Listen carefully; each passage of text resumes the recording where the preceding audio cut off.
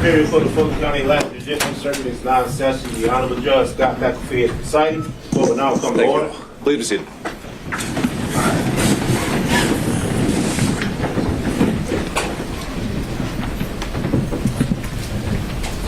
All right, we are back on the record with 23 SC 188947. Beginning with the state, if I could have counsel for today identify themselves for the record. I don't body for the state. All right. Good afternoon, Your Honor. Steve Sadow and Jennifer Little for President Trump. All right. He's actually down in Florida. Understood. Thank you, Mr. Sadow. Good afternoon, Your Honor. Richard Rice and Chris Milowitz for Mr. Geely. And Mr. Geely waits. All right, on behalf of Mr. Giuliani. Alan Stockton, on behalf of Mayor Giuliani, who waits the presence. Thank you. On behalf of Mr. Meadows. Your Honor, Jim Durham on behalf of Mr. Meadows, he waives his appearance. On behalf of Mr. Clark.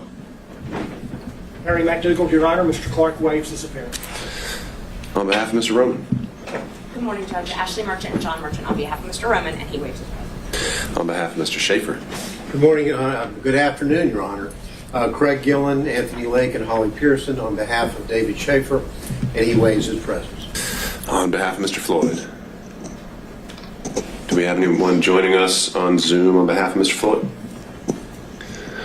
All right. Well, seeing as counsel had previously attended the prior hearings and this one has been noticed, I'll find that they've waived their appearance for argument today. Anyone on behalf of Ms. Latham? Good afternoon, Your Honor. Bill Cromwell on behalf of Ms. Latham. She waives her presence. All right. Thank you, Mr. Cromwell. All right. So I had been informed by counsel collectively for the defendants that they were requesting a total of an hour and a half for argument to be divided amongst themselves as they've already agreed. And so to effectuate that, I'll have the time queued up, and we'll start the clock running, and y'all can see fit to divide that as you would like. And obviously I've allowed the same amount of time for the state as well. Before we get into that, I believe there may have been a few things just to clean up as part of the record, specifically since we last convened. Counsel on behalf of Mr. Roman had submitted a Defense Exhibit 39, and if there are any objections that wanted to be placed on the record on behalf of the state, we can do that now. But at a minimum, I think the intention was that I would be admitting that collectively as an exhibit, if nothing else, just for appellate purposes for the record. Mr. Abadi, anything the state wants to add as it relates to Exhibit 39? No objection from the state. I have a copy for the court reporter. I printed a copy out, and then I sent it to electronic. All right. If you've got that marked and stamped, we'll provide that to the court reporter.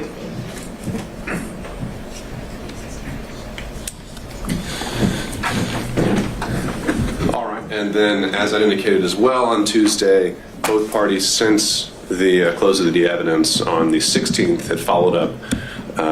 Now I think both sides have made requests to reopen the evidence. On behalf of the defense, there were some issues with cell phone records, and the state has found an additional witness that they would like to present. And the instruction I provided on Tuesday was that for today, I think we've reached the point where I'd like to hear more of how some of the legal arguments apply to what has already been presented. And it may already be possible for me to make a decision without those needing to be material to that decision. So that's why we're here today. I wanted to make sure we held this time because it is a bit of a logistical challenge to get everyone in a room together.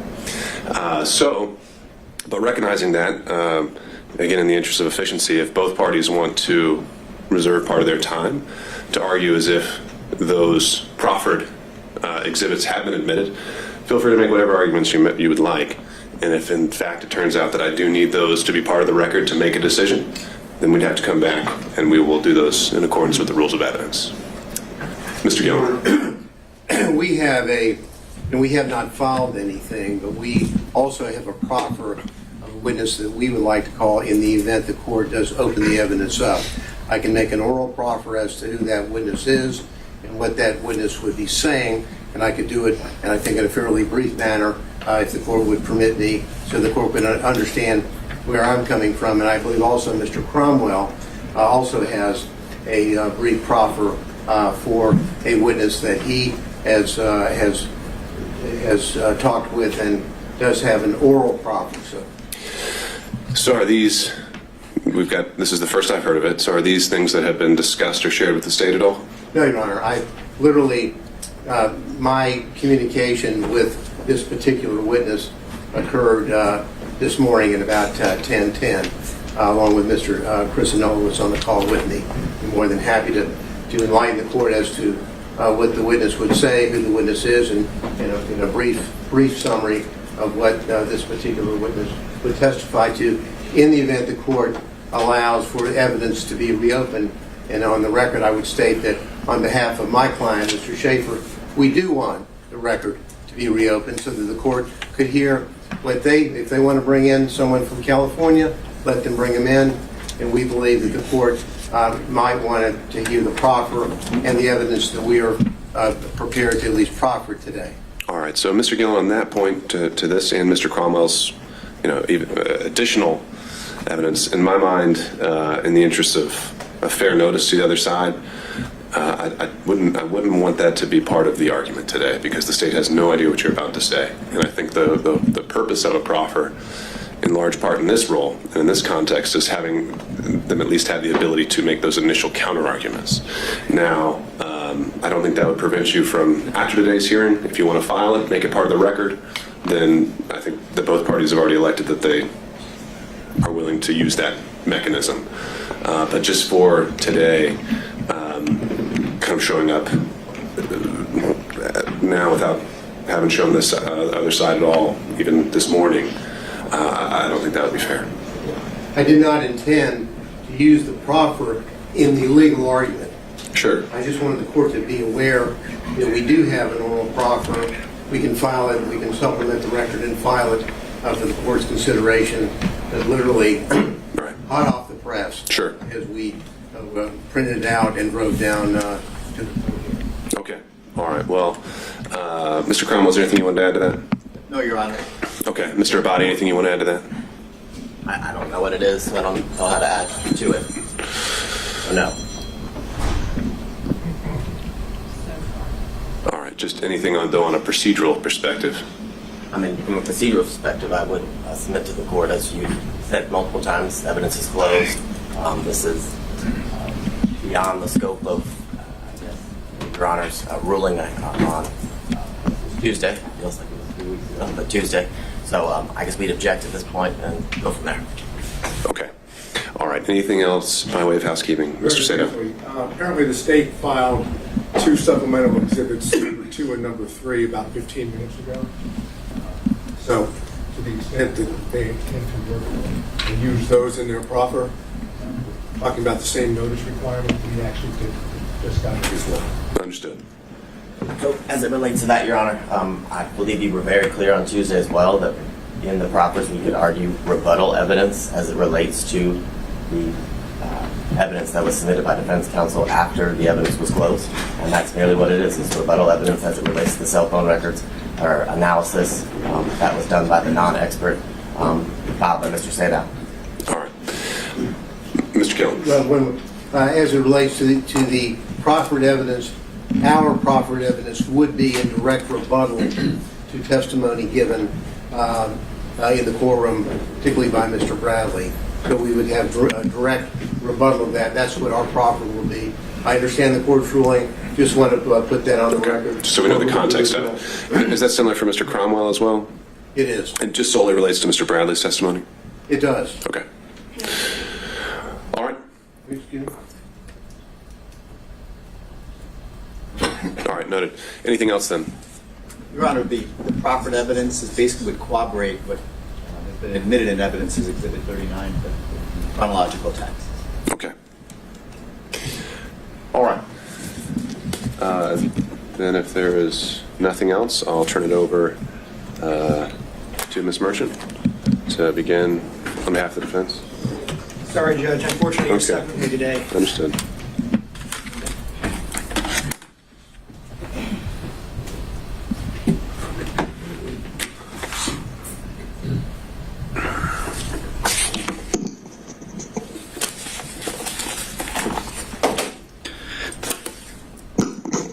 May it please the court, Your Honor, John Merchant on behalf of Mr. Roman. just by way of roadmap, to give you some idea about the allocation of time and what I'm going to be covering, I've been charged with talking to Your Honor about the conflict issue and the appearance of a conflict and what we believe the evidence to show on that issue.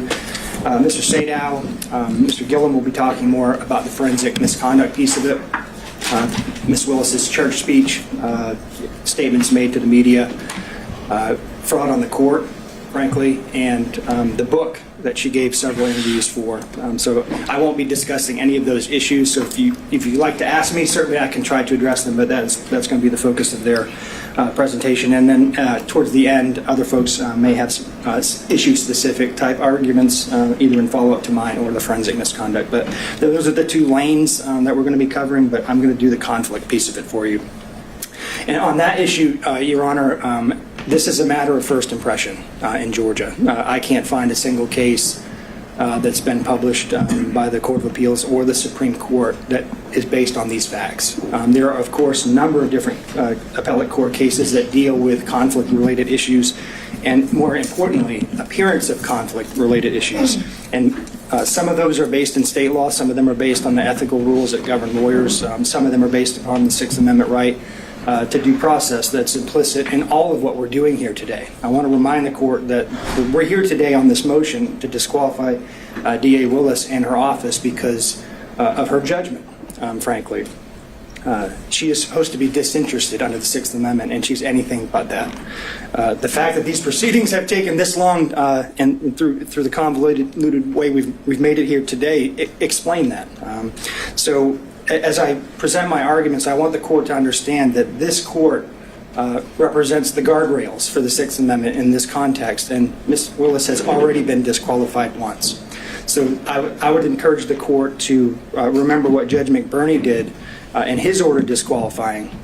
The same argument was made in that case as to whether or not there needs to be an actual conflict of interest or whether or not the appearance of a conflict of interest might be sufficient under the facts. I want to make clear to the court that the law in Georgia suggests and is very clear that we can demonstrate an appearance of a conflict of interest, and that is sufficient. There is, I'm going to be candid with the court, there is a Supreme Court decision from 1996, Lambie State, and then there are two Court of Appeal decisions after that deal, frankly, in some dicta that suggests that an actual conflict is required. But the Supreme Court of Georgia, since those decisions came down, has made quite clear that the appearance of a conflict standard still applies. And the reason that's important is I think under the Sixth Amendment, which is where we're at, in order to preserve the defendant's rights under that provision and under corollary provisions of Georgia law, you've got to consider the appearance of a conflict. And the reason why the appearance of a conflict is so prescient here is because if this court allows this kind of behavior to go on and allows DAs across the state by its order to engage in these kinds of activities, the entire public confidence in the system will be shot. And the integrity of the system will be undermined. And so with those sort of public policy and constitutional principles, I wanted to turn to the law in Georgia on disqualification. And Your Honor, I'm going to give you the law, and then I'm going to talk about the facts and how they apply to the law at the end. If you want to talk about the facts earlier, jump right in, and I'll be happy to do that. I'm sure Your Honor is very well prepared and probably knows all the law that I'm going to cite to you. But to give the skeleton outline, the original seminal case that deals with conflict of interest from the Georgia Supreme Court is Williams v. State. That's 258 Georgia 305. And there are basically two methods by which you can disqualify a district attorney. One of them is a conflict of interest, and I'll suggest to the court that doesn't mean an actual conflict. That could mean an appearance of conflict as well, and then forensic misconduct. Importantly, in the Williams case, though, in footnote 4, and I think this is important for the court's analysis about the facts and which box it fits into, the court said there is no clear demarcation line between conflict of interest and forensic misconduct, and a given ground for disqualification of the prosecutor might be classifiable as either. And I think that's important because we have facts that fit in both boxes. So if a state stands up and says, well, there's no actual conflict here, Judge, that doesn't mean necessarily that it doesn't apply to the forensic misconduct. Typically, forensic misconduct relates to statements of the prosecutor designed to impugn the character of the defendant before trial. and to affect the jury pool, which we have here, which I'm not going to discuss, but the facts that we have here very much relate to that issue, and there's crossover. Importantly, and I think this is important for the court's consideration of what effect the court's ruling may have, is if you deny this motion, there's a good chance, if it's reversed, that we would be granted a new trial. So that means we're going to have to do this all over again. In amusement sales versus state 316 Georgia Appellate 727, that's a case that cites Whitworth, which is physical precedent only. The court said, if the assigned prosecutor has acquired a personal interest or stake in the conviction, the trial court abuses its discretion in denying a motion to disqualify him, and the defendant is entitled to a new trial, even without a showing of prejudice. So that means if we show the court today, and I think we have through the proceedings today and before, that Ms. Willis has developed a very personal interest in this case, and Your Honor denies this motion, we're coming back all over again if the appellate court say you were wrong. So what is that personal interest? So the personal interest can be, there's no definition of that under Georgia law, and it could be a personal financial interest. It could be a personal interest related to bias against a particular defendant, which sort of falls into the forensic misconduct box. But we have here a very personal financial interest that's been laid out in terms of money received by Ms. Willis as a result of the scheme that she set up.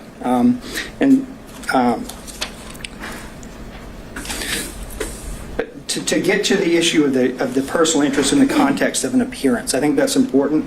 I do want to suggest to the court that there are a number of cases that post-date this actual conflict of interest language that's suggested in some of the cases from the 90s, that you have to pay attention to what this looks like to the public. And I agree with all of the law, and I'm sure the state's going to stand up here and say it can't be a speculative or a conjectural type of personal interest. We don't have that here. We have something very concrete. And as Judge McBurney put it, actual and palpable, not speculative and remote. That's exactly what we have here. We've demonstrated through the testimony of the witnesses, some of whom impeached themselves, that we have a very personal interest. In the seminal United States court case that deals with prosecutorial impropriety is Young v. U.S. That's a 481 U.S. 787 case. In that case, it's the opportunity for conflicts to arise that created at least the appearance of impropriety. And that's the case that requires that the prosecutor be disinterested. Since a scheme injecting a personal interest, financial or otherwise, into the enforcement process may bring irrelevant and impermissible factors into the prosecutorial decision. Now, there are a number of Georgia cases that sort of repeat that theme. Reeves v. State, 231, Georgia Appellate 22, that's a 1998 case, stated a potential conflict of interest existed and the appearance of impropriety existed. Davenport v. State, 157, Georgia Appellate 704, that's a 1981 case. That was decided 7 years before Williams. When there is at least the appearance of impropriety, a defendant is denied fundamental fairness in the state's prosecution of the charges against him or her. There are also rules that govern prosecutors. Lawyers in general are bound to preserve and avoid even the appearance of impropriety. That's Brown v. State, 256, Georgia Appellate 603, 2002. Head v. State. A prosecutor's close personal relationship with the victim in a case may create at least the appearance of a prosecution unfairly based on private interest rather than one properly based on vindication of public interest. ABA Criminal Justice Standards for the Prosecution Function, Standard 3.1.2c. A prosecutor should avoid appearance of impropriety in performing the prosecution function. 3-1.7f. The prosecutor should not permit the prosecutor's professional judgment or obligations to be affected by the prosecutor's personal, political, financial, professional, business, property, or other interests or relationships. So the rules that govern her in her own profession say that this is wrong because she's developed a financial interest in this case. And at the very least, created the appearance of unfairness towards these defendants by setting up a relationship, a prosecutorial relationship with her boyfriend. that she'd been dating for 2 years, according to the testimony. So before I move, Your Honor, to the specific facts, you asked, what's personal interest, and I think, frankly, as I was trying to figure this out, I think you know it when you see it. It's just like in the concurrence in Jacobellis versus State of Ohio Supreme Court case from 1964, Justice Stewart, in his concurrent opinion, said, "I know it when I see it," talking about obscenity. I think you know it when you see it. I think there's enough facts in front of you that you know it when you see it. And so I think that governing principle helps enlighten some of the facts here. And also, I think it's not just financial. In McLaughlin v. State, I think the court's very familiar with that case, 295 Georgia 609, 2014. The Supreme Court essentially said that because the acting DA had become a witness in the case and developed a personal interest in the case due to his daughter's relationship with the victim, that he was disqualified. And because he was disqualified, his entire office was disqualified. So turning to the facts of the case, Your Honor, I think I've got, my role is 20 minutes, so I've got about 8 minutes left. So why the relationship, why did we spend so much time on a relationship between these two people? We frankly couldn't care less if they had a personal relationship outside of work. That is not what the issue is here. The issue is that they began this relationship in 2019. They were dating for 2 years, and then she awarded him a contract where public money, either from Fulton County or the state of Georgia, ended up in his pockets. That decision alone was improper. But what's even more improper is that then she and he used that money to go on personal vacations and trips. If Your Honor will remember, Exhibits 9, 11, and 12 dealt with the expenditures by Wade on trips.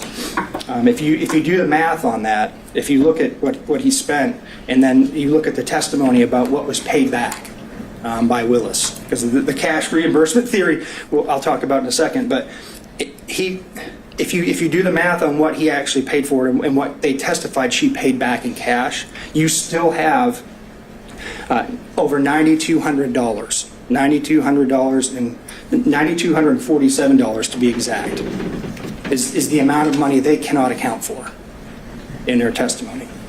And as Your Honor will remember, there was no mention of cash in Mr. Wade's affidavit when the best and first opportunity to raise that issue would have come up is when the state filed their response in his affidavit. That is nowhere to be found in there. The first time we heard about cash was here in this courtroom. And so I think she's received a personal financial benefit of over $9,200 in this case that she can't account for, and the state can't account for. And the reason we can't account for it is because they came up with a cash theory. Cash theory only raises... Before we get into that, let me ask you this. Let's say the theory wasn't even there, that they had paid it back or that there had been any exchange. Should there first be a consideration of a materiality requirement? No. Have you seen that in this jurisdiction? It's not in this jurisdiction. Have you seen that in any other jurisdiction? I haven't seen that, Judge. And if it was $6, that would still be improper. Would it be improper where it's a per se disqualification if someone, buys their boss a stick of gum? Is that per se disqualifying because there's no materiality requirement?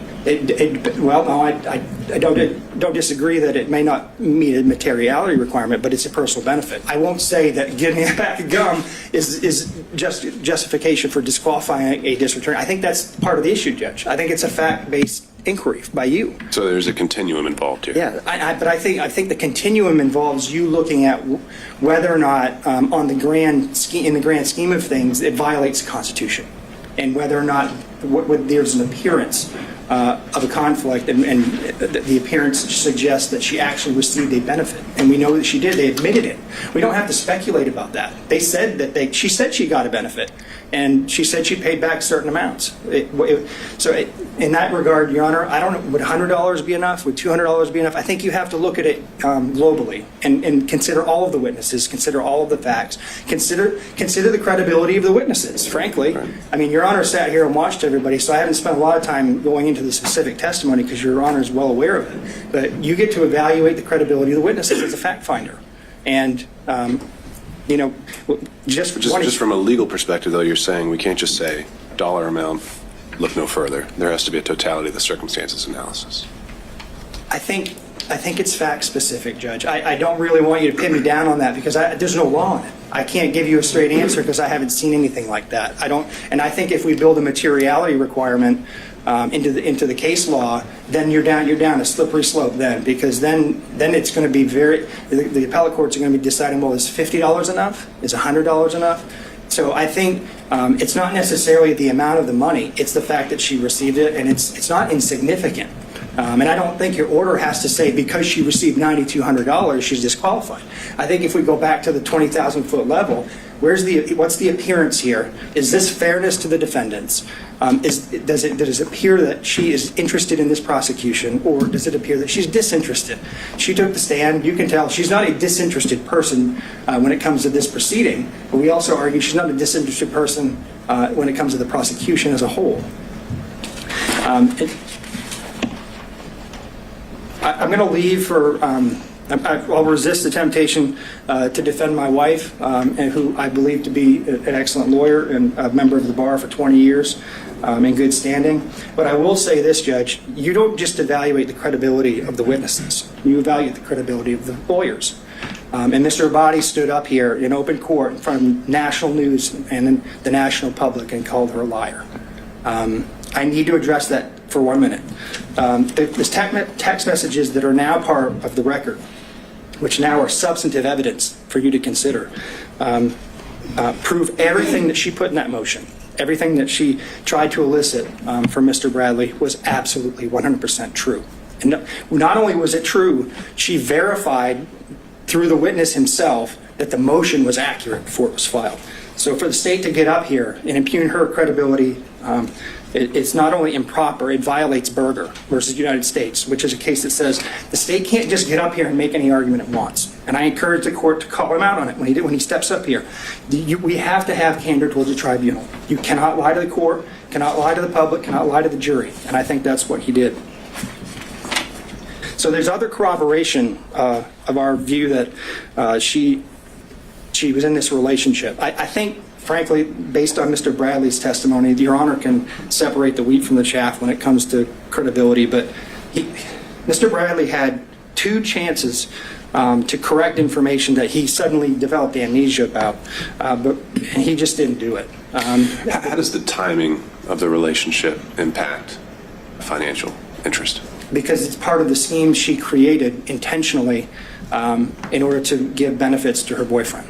So there's a reason why they fought so hard on this, Judge. I mean, there's a reason that every single subpoena was objected to, every single question we asked Mr. Bradley was objected to, jumping up and down, all of the obfuscation. There's a reason for that. They know that if Your Honor finds that relationship started in 2019, that the appointment of Wade itself was improper, and if that was improper, then he had no business as an average citizen, along with the fact that they didn't have approval from Fulton County to appoint him in the first place.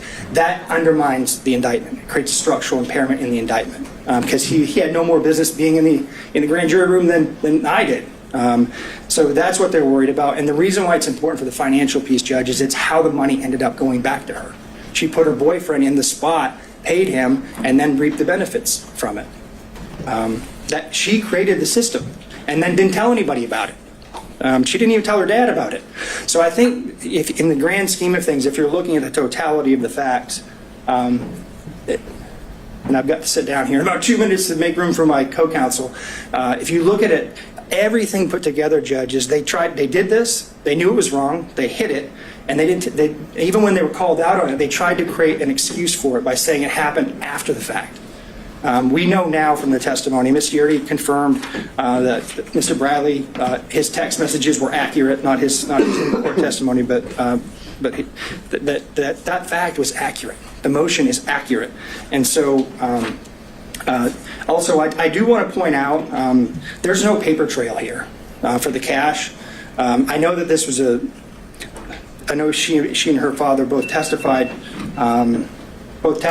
that they kept cash on hand, which, I mean, keeping cash on hand in and of itself is not a problem. When you're a public official and you're required to keep track of gifts that you receive, then you need to keep track of it. But there's no paper trail. There's no deposit history. There's no withdrawal history. There's no receipts. None of that. So even assuming their testimony could be credible, and we don't think that it is, you still don't have enough information to track all that money that she received. And this is just what we know about. But does the lack of evidence fall on the state? Does the lack of evidence fall on the state? Isn't that where burdens come in? Yet, yes, I think they had an obligation to tell Your Honor, hey, this is where the money went. And they certainly had the ability to do that if they could do it. Since they didn't do it, we have to assume they can't. And if they can't, I just want to remind the court of a very important piece of testimony from Ms. Willis that I think goes to credibility of all of the officers of the court who testified. She met with Wade, and they developed, in 10 minutes after talking about the financial piece, I believe, this cash theory that could not be rebutted. We have no ability to do that. They did, and they chose not to do it. So with that, Your Honor, unless Your Honor has more questions for me, I'm going to sit down and turn the podium over to my distinguished colleague, Mr. Sadow. Thank you, Mr. Merchant. Appreciate the court's time.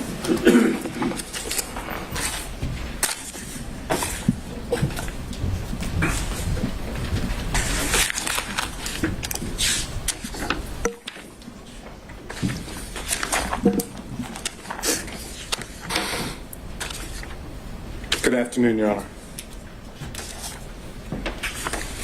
I'm going to speak to what I would call a subset of forensic misconduct. And I'm going to assume that all the law that's been provided to you in pleadings as well as emails, you know, you don't need me to tell you what the law is. So I want to just set up how the disqualification and then dismissal of the indictment should take place under the subset of forensic misconduct. Roman's counsel, Ms. Merchant, filed on January 8 her pleading, her motion to dismiss and to disqualify. We were in court that Friday of that week in which I made it known that we, that is President Trump, may adopt that motion. I wanted to see what was going to happen before I did so.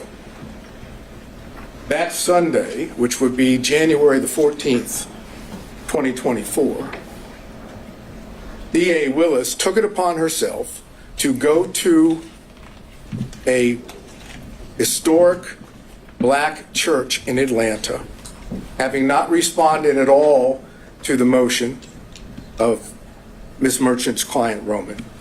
And she made what we now call the church speech. And Your Honor has reference to that. You didn't necessarily want evidence on that, but you know what the church speech was. It was videoed. It was clear that Ms. Willis had notes. She was reading from notes that she had prepared. It was a calculated determination by Ms. Willis to prejudice the defendants and their counsel. How so? By making an issue out of the fact that the person that was challenged in the Roman motion was black, without telling the public or the church members, or anyone for that matter, that the reason that Mr. Wade was being challenged was not because he was black, had nothing to do with race. It had to do with the relationship that had been alleged and later admitted to by Ms. Merchant. Ms. Willis took full opportunity to prejudice the defendants, and then comes along later in a pleading and says it wasn't designed or intended to be at the defendants at all, or the defense counsel, which with all due respect is just nonsense. The purpose of that was to get public sympathy, public empathy for what Ms. Merchant had already alleged in her motion. Now, that was a violation of the professional rules of conduct. It was a violation of 3.8G. There's no question about it. It wasn't in response to anything that was said. It was a public statement, extrajudicial, for the purpose of making a comment upon the defendants. It would be in response to a motion that was filed. But it wasn't filed in a response, in a pleading. It was filed in response to a motion. And the motion were allegations made. If Ms. Willis wanted to respond at that point, she could have said the facts of the matter. Instead, she misstated what the situation was, took advantage of the opportunity, an ethical violation, and the ethical violation makes it clear that you must refrain from making extrajudicial comments that have a substantial likelihood of heightening public condemnation of the accused. Can you think of anything more that would heighten public condemnation of the defendants than alleging that defense counsel and the defendants were making their motion based on race and religion? That's as bad as it gets in Fulton County, with all due respect. That's exactly what Ms. Willis wanted done. And remember, the state still had not responded. So then what we get from the state is we get an affidavit filed as part of their response. And that affidavit says specifically, and the affidavit is Mr. Wade, says specifically in paragraph 26 and 27 that the relationship did not begin until 2022. It acknowledges the relationship and says it didn't begin until 2022. And the pleading that's filed, the state's pleading in response, indicates not exactly that, but it says there was no relationship as of November 1 of 2021, and that's on page 7. So now we know that timing is the issue, because Ms. Merchant made it clear that we alleged and had evidence that indicated the timing was before Mr. Wade was hired, not after. So the state now has filed an affidavit and a pleading that claims post-hiring into 2022. And then Mr. Wade, Willis testify to the same thing under oath. Now, Ms. Yerty says it began in 2019. Why would she know?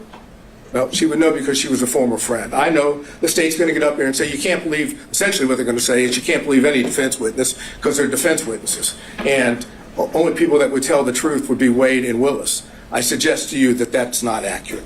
I suggest that the testimony that Mr. Wade gave and Ms. Willis gave, and I'm specifically dealing now with the timing issue, without getting into anything else, that brought forth a true concern about their truthfulness in being what is required of a lawyer in this state, which is candor toward the tribunal. And that's 3.3 of the professional rules. Specifically, small a1, make a false statement of material fact or law to a tribunal. So that's, as I posited to the court, that's the second ethical violation. And then you also have 8.4 of the professional rules. It says it's a violation of the Georgia Rules of Professional Conduct for a lawyer to, and that's A4, engage in a professional conduct involving dishonesty, fraud, deceit, or misrepresentation. Now, do you have to find that Wade and Willis lied? No. What you need to be able to find is that there is a concern, a legitimate concern based on the evidence in this case about their truthfulness. A legitimate concern about the truthfulness, which equates to an appearance of impropriety.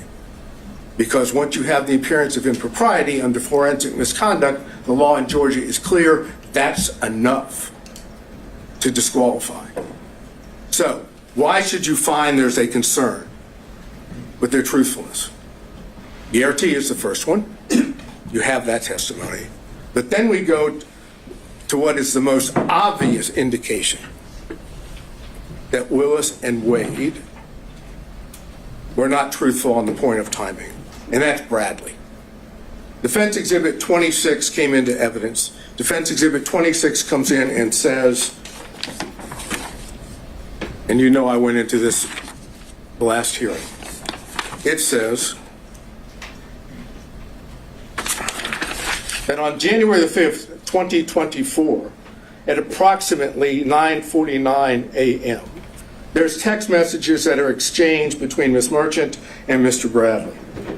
And the text messages go like, just date, and that's from Ms. Merchant. Ms. Merchant says, do you think it started before she hired him? Bradley, who we now know from Defense Exhibit 39, has been texting with Ms. Merchant for a number of months. This is not the first time. This is months within the communications between the two. Mr. Bradley says, absolutely. Now, absolutely is not a speculative word. That's not speculation. That's a definitive statement. And Bradley then, unprompted, says this. And unprompted is important. It started when she left the DA's office and was a judge in South Fulton. It goes on, Ms. Merchant says, she liked it started when she left the DA's office with the appropriate emoji or whatever one would call it to say it was liked. And then Mr. Bradley said they met at the municipal court CLE conference. Again, unprompted. He's now definitively telling Ms. Merchant when this relationship started. Ms. Merchant says, that's what I figured when he was married. And then Ms. Merchant says, and we're now talking about a couple hours later, she texts and says, upon information and relief, Willis and Wade met while both were serving as magistrate judges and began a romantic relationship at that time. And Mr. Bradley responds, no, municipal court. Thank you. Doesn't say it didn't start then. He doesn't suggest that she's wrong, other than magistrate court municipal. Now we have that, and it's in evidence. And what does Bradley do? He knows that he's put himself in a position that if he testifies truthfully on the witness stand, Your Honor is in a position to be able to find, if you choose to, that both Willis and Wade lied. So what does Bradley do? Look, you were an assistant U.S. attorney. You know how this works when you have witnesses in this situation. Mr. Bradley did everything he could possibly do to evade answering questions. No recollection, couldn't remember, it was speculation. Anything he could possibly say that would cause, Your Honor, not to believe that Bradley knew when this relationship started. I suggest they were clear-cut lies, and the truth is in Defense Exhibit 26. And so if we take that view, that he thoroughly impeached himself, that he did not give truthful conduct, what's left standing? Generally, you would see someone who's impeached, perhaps we have some kind of core that you could point back to and say that's the time he was telling the truth. In these text messages, is it ever definitively shown how he knew this and that he actually did know it, other than in just a assertion outright? Absolutely. Usually, if a state has a witness that goes sideways, they've got him locked in. They've sat down with a detective and got a full statement. We don't have that here. Well, what you have is a text message, which is a prior statement of Bradley that he did on his own, that was not given to him by someone else. The only thing that the court has just noted is, how do we know he wasn't speculating? Because you don't have to accept the fact that he wasn't speculating. The cases that I provided, I think by email yesterday, the first dealing with that, you can disbelieve that testimony and draw a negative inference. That's the Ferguson case. On Lee, the other case, you can simply take the prior inconsistent statement as substantive evidence. It has the same value. And that's what I'm asking you to do, to take what was the unprompted statement in Defense Exhibit 26 of Bradley, and take that on its face value, that is an indication that Bradley in fact knew and had said he did. If you accept that,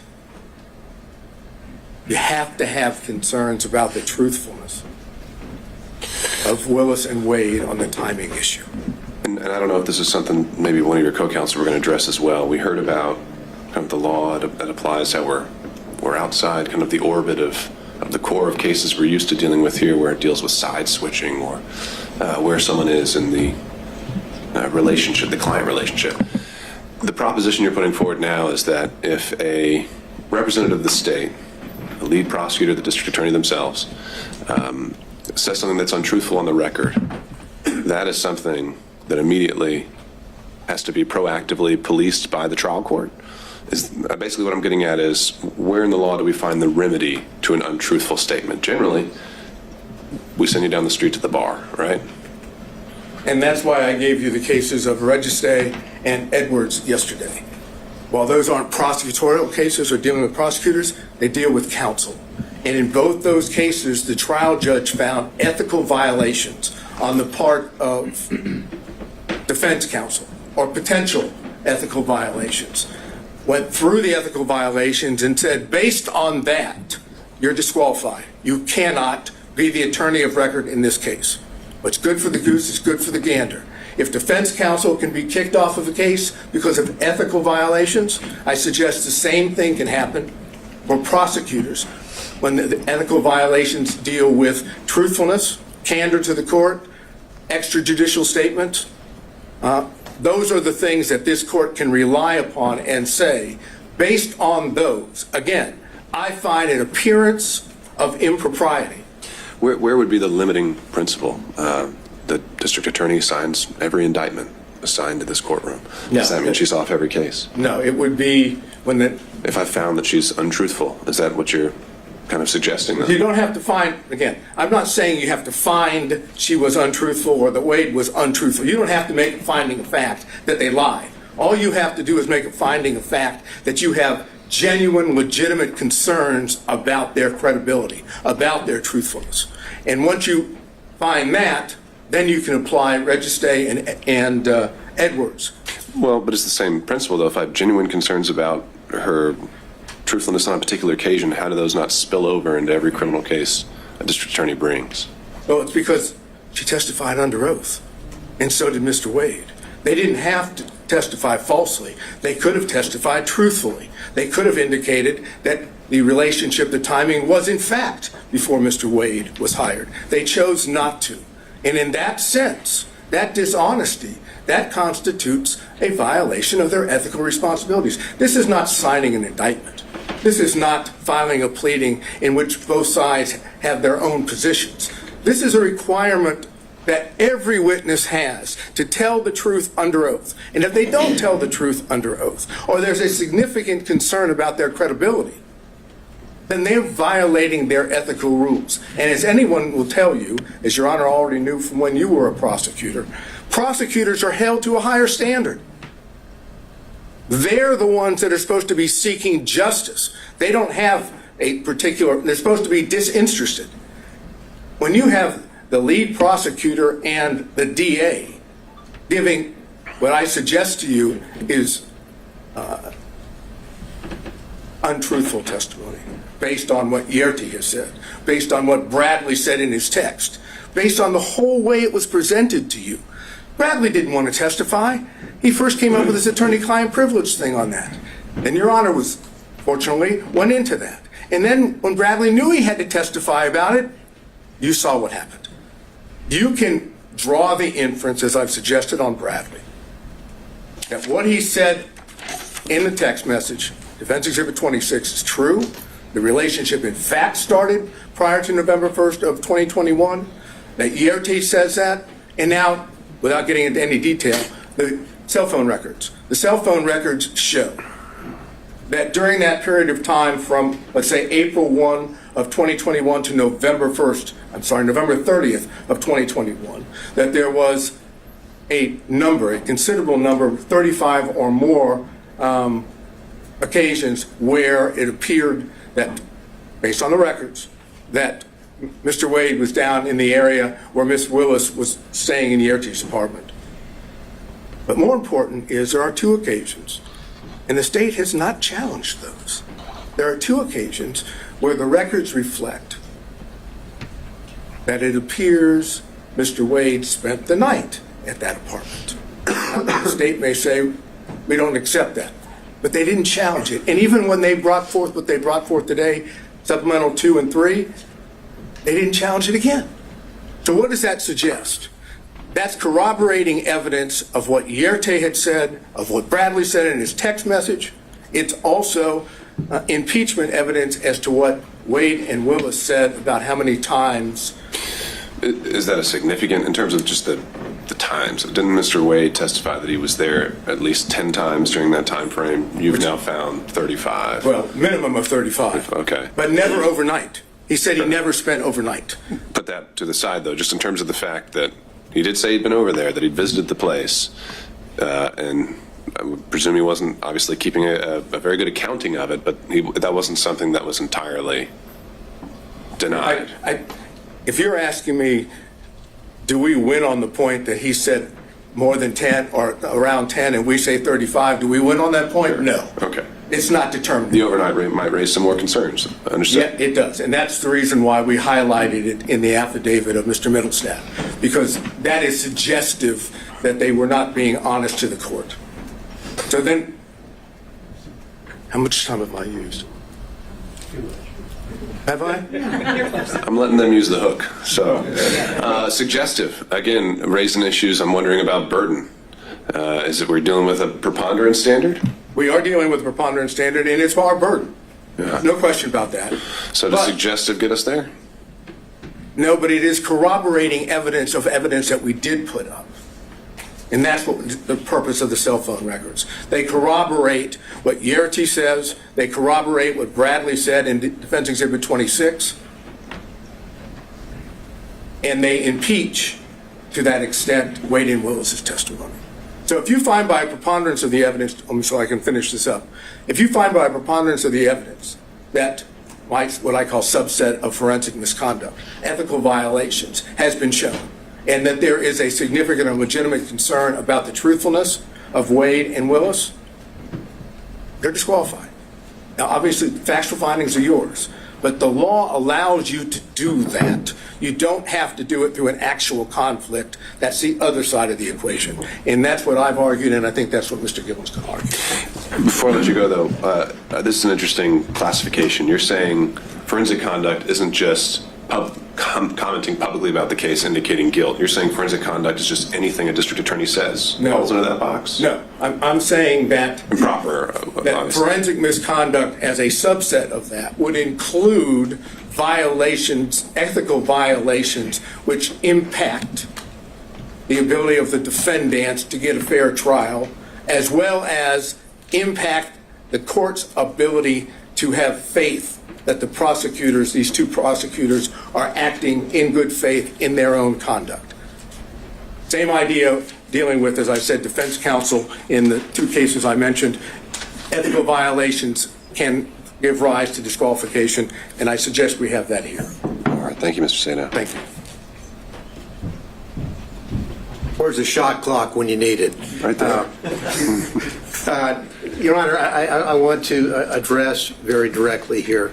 What we have is a systematic, continuous pattern, a calculated plan, evidencing a design to prejudice the defendants in this case, in the minds of the jurors. This is what we have seen. This isn't the problem that the district attorney has. It's not that the district attorney had some sort of brief, off-the-cuff statement in an interaction with a reporter like in Williams. That's not what we have here. We have someone who sat down, wrote out her speech, wrote out her plan, who sat down for whether it's 2, 3, or 6 times with the editors of Find Me the Votes and told and got her message out about this case before it was supposed to be tried in this courtroom. And so that is the problem that we have.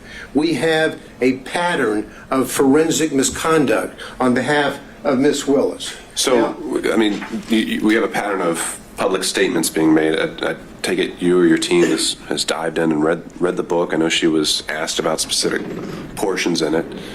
The only case that I can find actually talking about when someone crosses the line on public comments is that Williams case. And it talks about there has to be an implication of saying a particular defendant is guilty, and it even denied it, right? So have you found any case in Georgia where they actually said that a prosecutor had gone too far in their public comments? Does one exist? Well, number one, thank goodness it doesn't happen often. Sadly, it's already happened here. Now, in Williams, the prosecutor had one response to an inquiry the court found it was improper, but did not have this pattern. Now, it doesn't necessarily mean a comment about the quote guilt or innocence, although that was the pattern in Williams. It's the improper comments by a prosecutor. For example, in Williams, they cite the nature and consequences of forensic misconduct in prosecution of criminal case, a 1955 Columbia Law School article, and how prophetic that was. When Williams cites that case in that law school article, they talk about an awful lot more than simply the comments about specific guilt or references to guilt. What you have here, Your Honor, is a comment, and we can't look at it doesn't apply only if a prosecutor said, I think the defendant is guilty in my mind. No, it's more pernicious than that. What we have here is someone who sat down and drew up a plan for two reasons. And what she did reminds me of what the court in Estes v. Texas talks about, and that is that pretrial can create major problems for a defendant, indeed more harmful than publicity during a trial, for it may set the community opinion as to guilt or innocence. That's what we have here. That's exactly what we have. And the court in Estes talks about the power of the television camera. So what do we have, and what did this prosecutor do? What she chose to do is sort of what was criticized by the Supreme Court in Shepard v. Maxwell. Legal trials are not like elections to be won through the use of meeting halls, the radio, or the newspaper. That's exactly what we have here. What we have is a deflection. What this is all about is more insidious than just making the comments that she's made. It's a deflection. What she chose to do was to say, okay, I have done my best to hide the relationship with Nathan Wade. And Nathan Wade has done his very best by filing false documents in his divorce case to hide his relationship with Miss Willis. Now, and so what did they do? Well, when Miss Merchant filed the motion to disqualify, now the game plan has to change.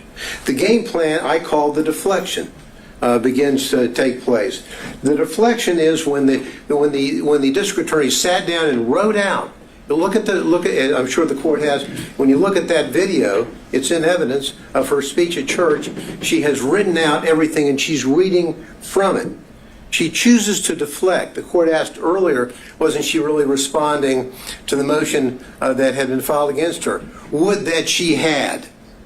Because if she had, she would have looked the members of that church in the face and say, there's been an allegation that I had a romantic relationship with Mr. Wade, and ladies and gentlemen of this congregation, it's true. She didn't do that. She chose to deflect and to do two things that are reprehensible for any lawyer, but particularly for a prosecutor. She chose to pull out the race card and the God card. That's what she did. And she wrote it out.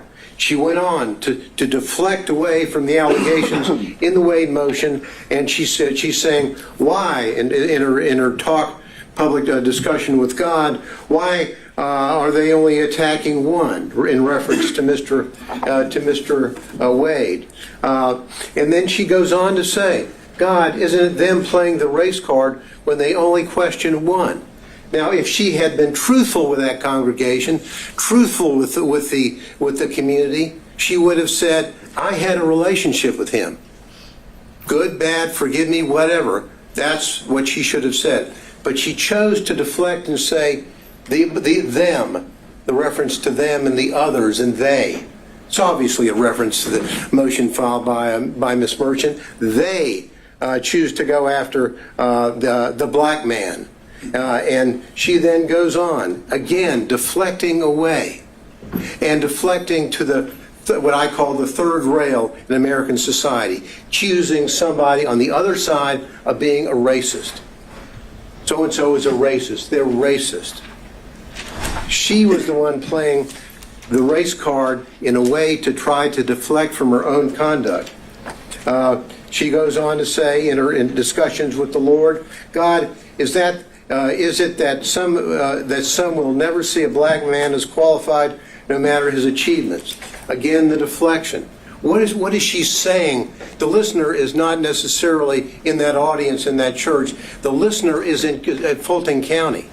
The potential jurors who will come into a courtroom and say whether or not they can fairly judge the evidence or judge the defense in this case. She chose to inject race into the minds of the listeners and virtually everybody in this community, and literally everybody in this country has reviewed and analyzed her speech that she made in a premeditated way.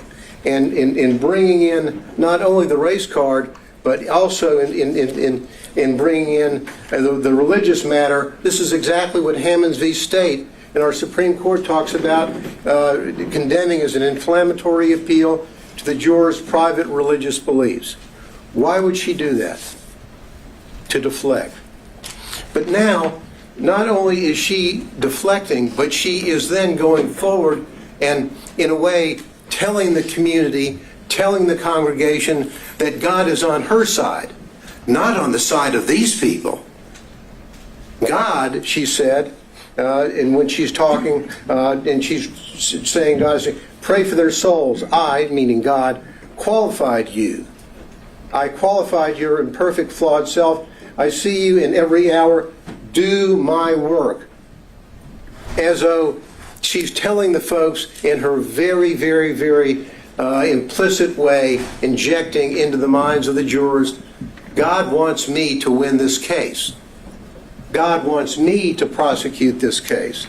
And why is he going, and why are these others going after the black man? Well, the answer is very simple. As we said in our brief, we didn't mention Mr. Cross, the white female, or Mr. Floyd, the white male, because there was absolutely no evidence, and is no evidence, of a personal romantic relationship with them in which he obtained these benefits. That's the reason why we did not do that. So she goes forward with her with the deflections.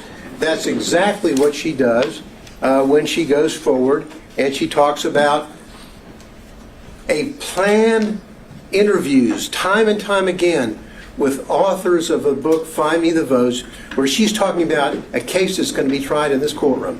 It's reprehensible. So in that specific, instance, setting aside the fact that she was willing to go on the record before a case had even reached the jury, what specific statements from that book do you contend cross the line? Well, for example, she's saying, she goes on to talk about all the calls that she gets from people calling her racial terms. And all the calls are racist. What she's trying to do, and I think there's a reference in there to MAGA people, whatever. In that, what she's really saying is that those people calling me up and making those claims or those horrible racial slurs to me are really people on their side of the fence. That's what she's doing. And there's no reason, Your Honor, ever for a prosecutor to sit down and go forward with this kind of interview. She did it in Find the Votes. But then what really happened here is this hiding of the relationship. Because in hiding the relationship, they have done such a good job. Mr. Wade filed false documents in his divorce case when on May the 23rd, May of 2023, talking about, have you ever had sexual relations with a person during the course of the marriage or including the period of separation? He's still married. He doesn't have a divorce decree, but his answer is none. Then he's asked whether or not, on any occasions, he's entertained or been entertained by someone, a woman, a member of the opposite sex, in this case a woman, from the date of the marriage to the present, talking about place and time and all that. What is the answer? None. Why does he do that? He does that because he doesn't want to tell about the relationship that he has with Miss Willis and the benefits that he has gotten and that he gave to her. And what these answers are absolutely reprehensible. That a member of the State Bar of Georgia would file these answers that are inaccurate. What does Miss Wade do? Miss Willis do? Miss Willis, on her financial report, on whether or not she has gotten anything of $100 or more in value from a prohibited source. The court asked earlier about what a threshold might be. Well, for the financial report, it's $100. That's it. She doesn't report any of all of the benefits that she received from Mr. Wade. All the trips, all the entertainment, all the 3 nights in the luxury suite in Aruba. All of that. None of that is here. And they say, oh, well, maybe it all balanced out, even though I can't prove it with the cash. Well, that's like saying, did I give the court a Christmas present? Well, maybe I gave the court a Christmas present, and the court gave me one back. The court has to fill out a form whether you got a Christmas present from anybody. You say, I got one from Mr. Gillen. You don't say, nah, well, I gave him one back, so it really evens out. They're false reports. And because they're false, what they had to do is they had to say, uh-oh, Ms. Merchant has caught us. And so what we're going to do is we're going to get, in our response, we're going to get Mr. Wade to file a false declaration, which he does. His declaration in this case is false. And the evidence showing that that is false as it relates to the timing, and the court asked earlier, why does it matter, if the relationship was before or after November 1, 2021? The answer is they think it's important, and frankly, I do too. Because when she's hiring somebody, and she's not telling the people who are going to be paying the tab up to $700,000, hey, I just hired my boyfriend who's taking me on a trip to the Caribbean and taking me down to Aruba and taking me to California, hope you don't mind. No disclosure whatsoever. And the money flows off. But because they got caught, they then commit what I think is an additional component of forensic misconduct, and that is fraud on this court. When they filed that affidavit, and now it's been proven, I think, beyond virtually any doubt that the relationship occurred prior to November 1, 2021, and the benefits that were there, and we don't have to run around. And I love we've got all the records showing from Mr. Wade about the payment for these trips, for the cruises, for the flights, all this stuff. What's the only way is they sat around and met together before they testified and came up with their story. What's the only way that they can save themselves? Pay no attention to the records. Pay no attention to the airlines and to the flights and vacations and the cruises. I paid him back in cash. Show us your receipts. Where did you take cash out of the bank? Ever. Oh, I don't have any. Well, show us the deposits that he had. Well, never. We don't have any. What we have here is a fraud on this court, which has been shown, I think, overwhelmingly by the evidence and overwhelmingly through not only the testimony of Yurdi, the testimony of the emails and the text from Mr. Bradley to Ms. Merchant, as well as all the documents that they had no answer to other than the just trust me, I gave him money, it evaporated, I don't know where it came from, and he doesn't know what he did with it. Just please trust us and believe us because it's our only way out of the trap that they set for themselves. These people, sadly, and I hate to say, as the court knows, I was a prosecutor for about 3.5 million years, it seems, in the federal building, and I was an assistant DA beforehand. Prosecutors don't act like this. Lawyers don't act like this. These people, Your Honor, is a systematic misconduct, and they need to go. Thank you.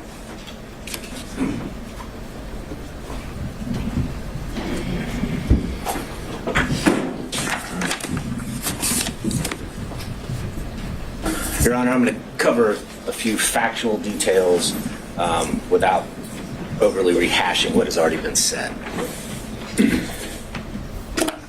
During the pendency of this investigation in this case, Mr. Wade and Ms. Willis basically lived Robin Leach's lifestyle of the rich and famous.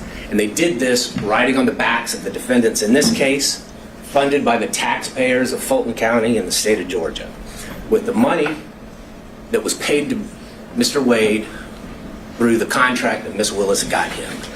That money flow, that is the personal interest that you asked about. She was personally benefiting from the position, from the job, from the scope of the investigation, from the scope of the indictment, and how they conducted it. And we know this, we know from the records that have been submitted before the court that Mr. Wade paid at least $17,095 towards this relationship.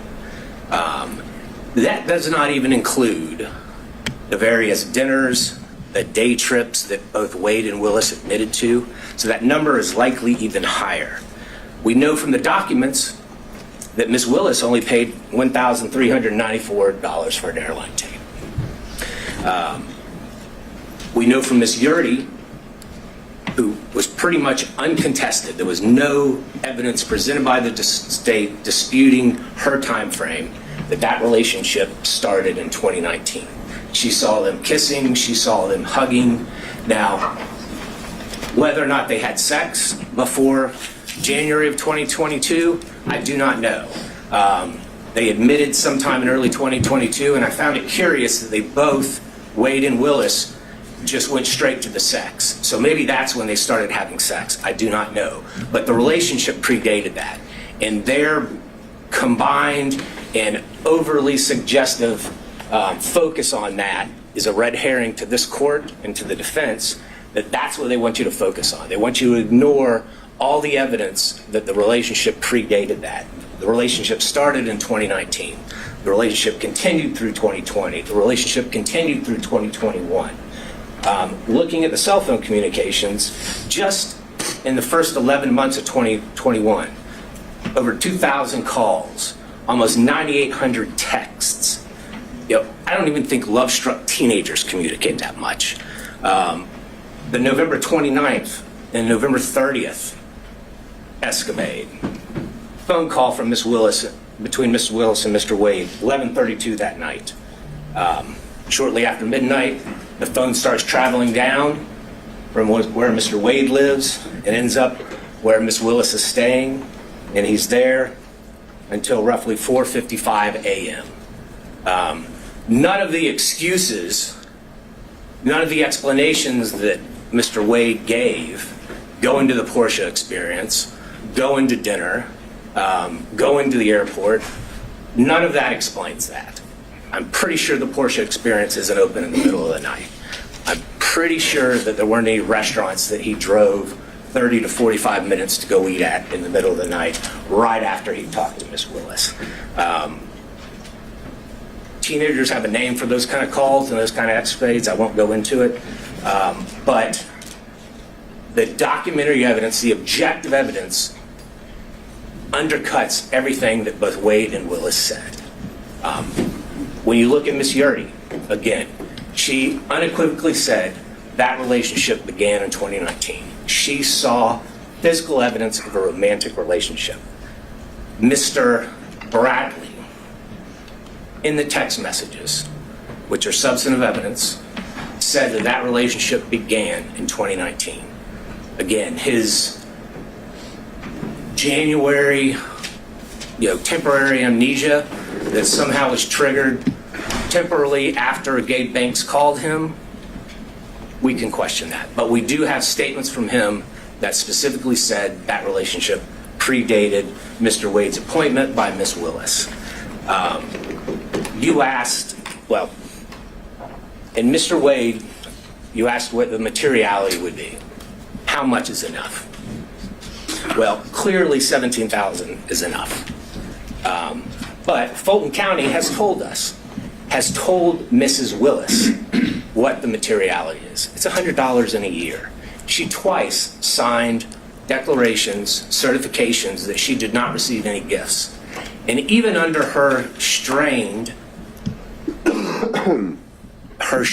explanation, there were monies, there were gifts, there were dinners, there were excess contributions flowing her way that exceeded $100. Her explanation, well, I just paid it in cash. That just does not stand to reason. It does not hold up to the light of truth. Anyone that has ever been in a money laundering trial, a forfeiture trial, if that's the explanation we give the state, they laugh. Oh, I just gave cash. I have no records for it. I have no source for it. The only thing that she could say that was a source for the money, because at times she said she was down to $500 to $1,000. The only explanation she had is, well, sometimes I go to Publix and I may get an extra $50. That shows up on your debit card or your credit card. Did they bring those records in? No. Did they bring her bank accounts in? No. Did they bring any documentary evidence in? No, they did not. And why is that important, Judge? Yes, the burden is ours. But under OCGA 24-14-22, if a party has evidence in such party's power and within such party's reach, by which he or she may repel a claim, and they had that power, Ms. Willis had that power, Mr. Wade had that power, that they can repel the claim that we have made against them, but they admit to produce it, or if they produce weaker evidence, then you, as the fact finder, Judge, it is in your power to disregard that, and a presumption arises that that documentary evidence that is in their possession that they failed to produce supports our claim. And that is something that the state relies on regularly in criminal trials. And that is something that the court should rely on in this case when formulating its factual findings. And we know that both Mr. Wade and Ms. Willis have some difficulty expressing the truth when it comes to their relationship in these cases. We know Mr. Wade lied in his interrogatories multiple times. We know Ms. Willis falsely certified that she hadn't received any gifts from anybody. And Mr. Wade clearly was a prohibited source. He was someone doing business with Fulton County. Anything over $100 in a year, she had to put down, and she put zero. And it defies imagination that she could somehow forget about all these trips, all these dinners, all these day trips, and not put that money down. You had asked, I think it was Mr. Gillen, did she say in that church speech or anywhere else that the defendants were guilty? And I think she did in that church speech. She said in that church speech, and she was talking about a conversation that she apparently had with God, talking about herself. She said, this leader has a trial conviction rate of 95%. She said, the trial team this leader put together has a conviction rate of 95%. I do not see how anyone, and I think that was purposefully intended by Ms. Willis, I do not see how anyone can listen to those two statements and not take that Ms. Willis is telling everyone in that church and everyone that's going to hear that in the media afterwards that these defendants are guilty. That is what she was saying. She is a prosecutor. She's familiar with the U.S. v. Berger. Every single attorney that's ever been a prosecutor is familiar with the dictates of that U.S. Supreme Court case. That is a foul blow. That is improper, and she violated pretty much every tenet a prosecutor must abide by to seek truth and justice in a particular case. So, Judge, when you're looking at this, the uncontroverted evidence shows that they had a relationship prior. The uncontroverted evidence shows that Mr. Wade lavishly spent on Ms. Willis. The uncontroverted evidence shows that the money that he was spending on Ms. Willis came from this contract that he had. And I'm not just talking about the contract as a special prosecutor, But there's also those other questionable contracts that no matter whom his partner seemed to be, they also got. There is a direct financial benefit that Ms. Willis received from this. And Judge, looking back at what Judge McBurney said, if merely hosting a fundraiser for a political opponent of a putative defendant creates not only the appearance but an actual conflict, then what Ms. Willis has done since then in this case creates an actual conflict. But again, as prior counsel has stated, we only need to show the appearance of a conflict. And we have done that by a preponderance of the evidence. In fact, I believe we've shown an actual conflict. But nonetheless, the result should be that Ms. Willis and her office should be disqualified from this case. We still have a few more minutes. I think Mr. Cromwell may have something to say. Thank you, Your Honor. Thank you.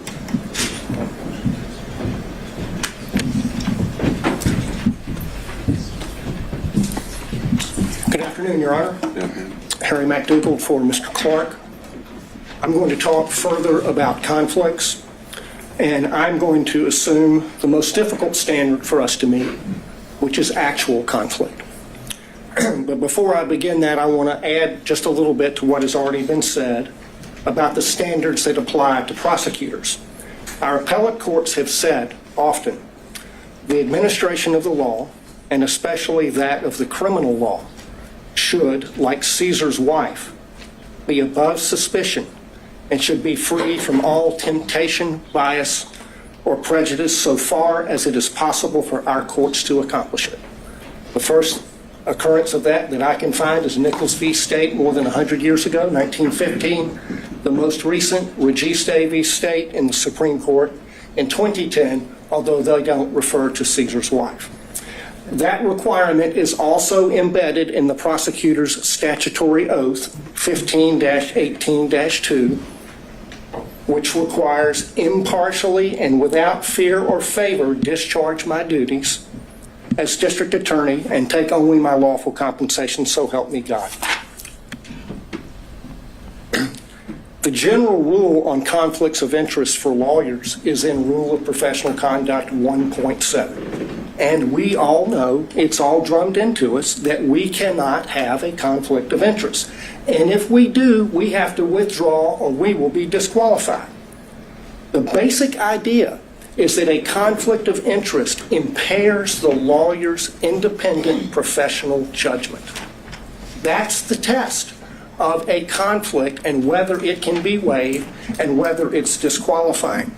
And that conflict is not just financial. It can be any conflict that impairs your independent professional judgment, and you see that in McLaughlin v. Payne. The court asked what was a personal interest for purposes of disqualification. It's anything that impairs professional judgment. That's reflected in the ABA standards that were quoted by Mr. Merchant, which list the prosecutor's personal, political, financial, professional, business, property, or other interests or relationships. And that's really embedded in the prosecutor's oath to act impartially. And the earlier disqualification order by Judge McBurney was based on political interests, not financial. What my colleagues have described as forensic misconduct is also cognizable as a conflict of interest based on that footnote in Williams' case. The root of all of the problems that we see in this court right now is a conflict of interest arising from their individual personal interests in perpetuating and concealing their relationship. That's the original sin from which all of the other problems flow. There are 6 different actual conflicts of interest in this case, any one of which warrants disqualification, but collectively, practically compelling. First, the financial conflict that's already been covered. Second, the personal ambition, political ambition. Third, there's a dovetailed or complementary pattern of deceit and concealment of the relationship and the money. Fourth, the speech at the church. Fifth, the motion for protective order that the DA filed in Mr. Wade's divorce case. Sixth, the way the state has conducted the defense of this motion to disqualify, especially the hearing. On the financial piece, the court asked for a limiting principle and asked about materiality. The limiting principle is whatever impairs the independent professional judgment of the lawyer. That is applied routinely. We have a county code section that flatly prohibits gifts from contractors, period. We have, by analogy, the federal bribery statute, which has a threshold of $5,000, 18 U.S.C. 666. The court asked about burdens and inferences. The court can draw a negative inference from the state's failure to produce evidence to support the invisible magic cash balancing theory based on State v. Thomas, 311 Georgia 407, particularly footnote 19. As to the timing question that the court asked about, there were 2 contracts for Mr. Wade executed after they acknowledged the relationship began. Each one of them afflicted or conflicted under county and common law. The second conflict is her political ambition, for which he was previously chastised by Judge McBurney. And that's also present in this book. The inside flap of this book says that they were given, quote, exclusive access to thousands of secret documents, emails, text messages, and audio recordings. The court has twice denied defense motions to unseal special purpose grand jury materials. She helped herself to get the glory of this book. I introduced certified copies of a number of county code sections. I'm not going to walk through those, but I'll tell you why they matter. The stack of law from the state constitution down to the county ordinances imposes a regime on the DA under which she has 3 obligations. She has to go to the county commission to get approval to pay him like she did. She cannot accept gifts from a prohibited source. She has to disclose the gifts that she received. She evaded all of those requirements. Section 2-69 of the county code prohibits gifts from prohibited sources, which he was. There is no boyfriend exception.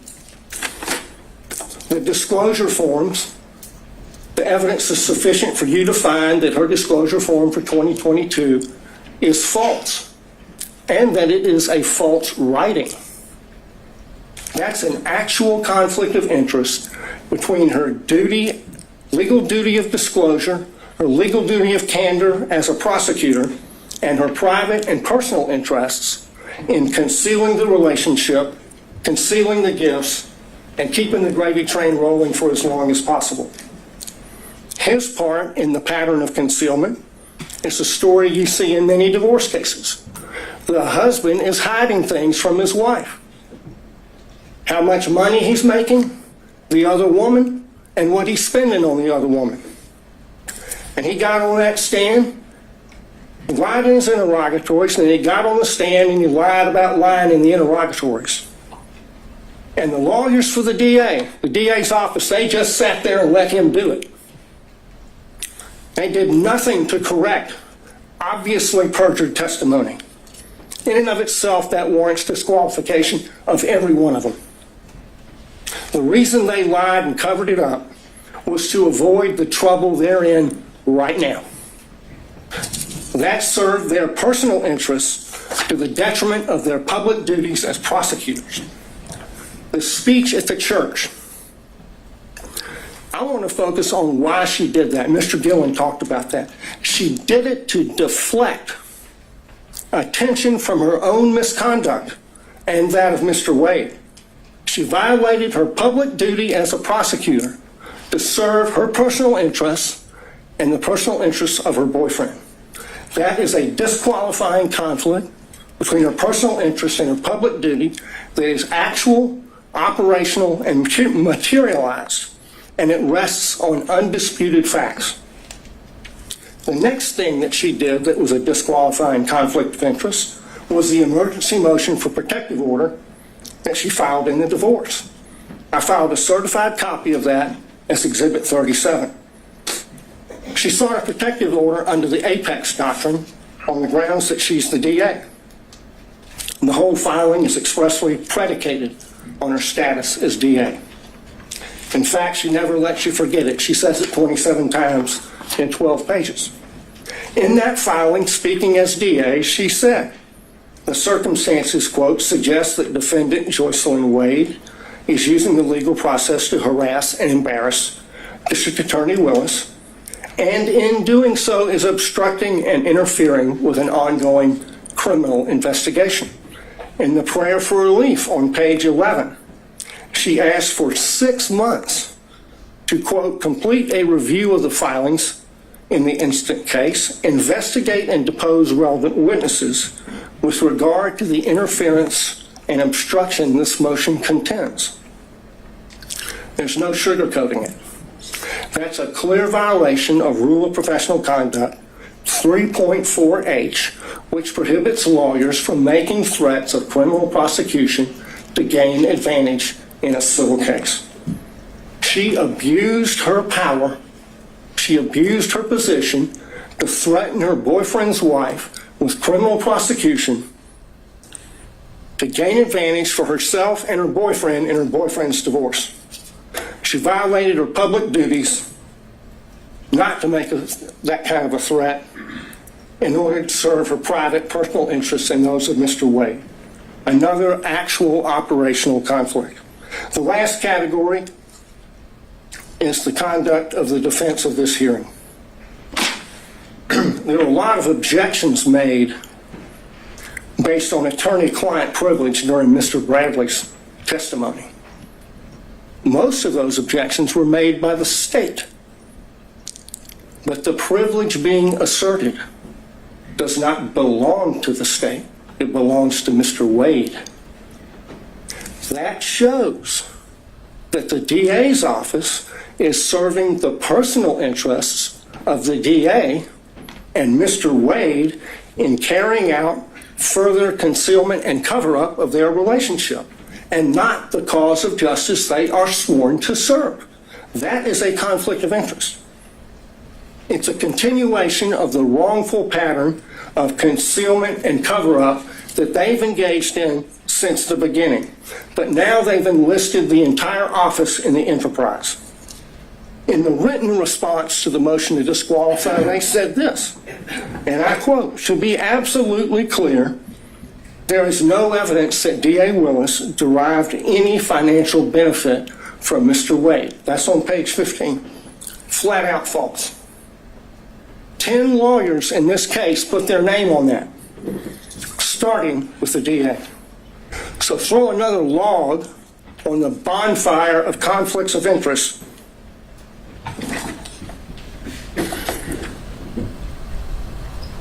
The problem here is the DA cannot distinguish between her personal interests and ambitions on the one hand, and her public duties as a prosecutor on the other, and apparently neither can anyone else in their office. Of the 6 conflicts I've identified, only one is subject to a conflict in the evidence. This is a case study in what happens when you operate under a conflict of interest. It's put an irreparable stain on the case. Think of the message that would be sent if they were not disqualified. If this is tolerated, we'll get more of it. This office is a global laughingstock because of their conduct.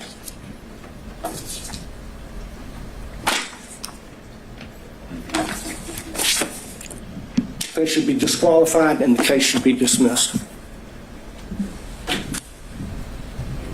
Your Honor, there's not much oxygen left in the room. We delineated the times based on the whole presentation. Would Your Honor consider some time for us in rebuttal? No. Okay, well then, could I reserve what I had, 5 minutes for rebuttal? Sure, that's fine. All right, thank you, Your Honor. All right, let's take a quick 5, and we'll be back at 2:40-ish to hear from the state. Thank you.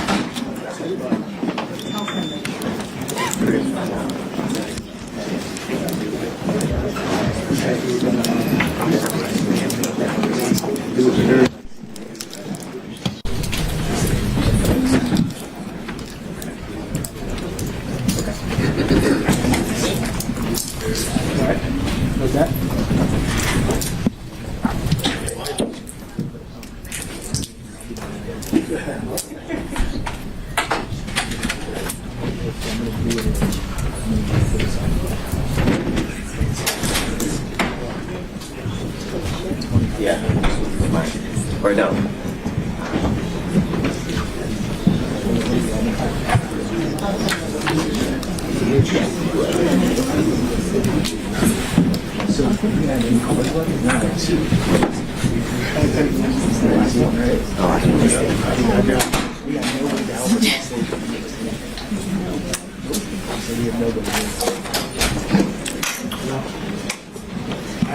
Sir.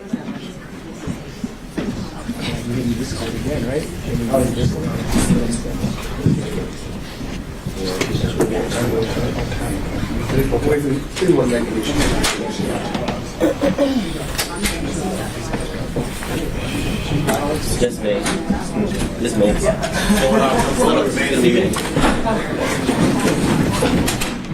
Just sit.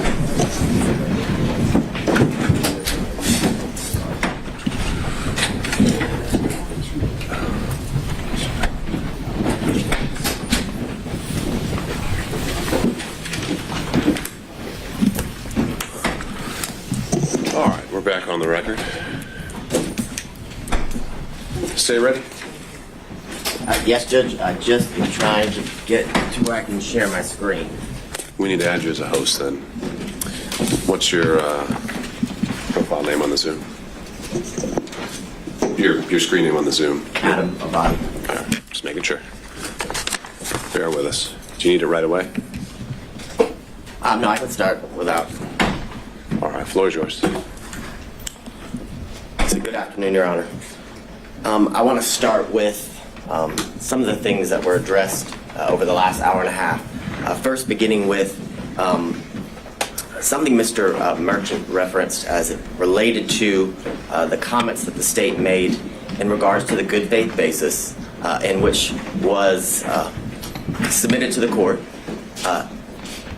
in which defense counsel claimed the evidence would show.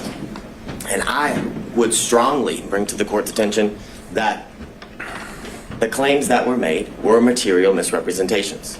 And what I will say to the court, and why I say that to the court, is because the representations that were made by counsel was that Miss Daisha Young, Miss Sonia Allen, Mr. Dexter Bonds, Investigator Hill, Investigator Green, Investigator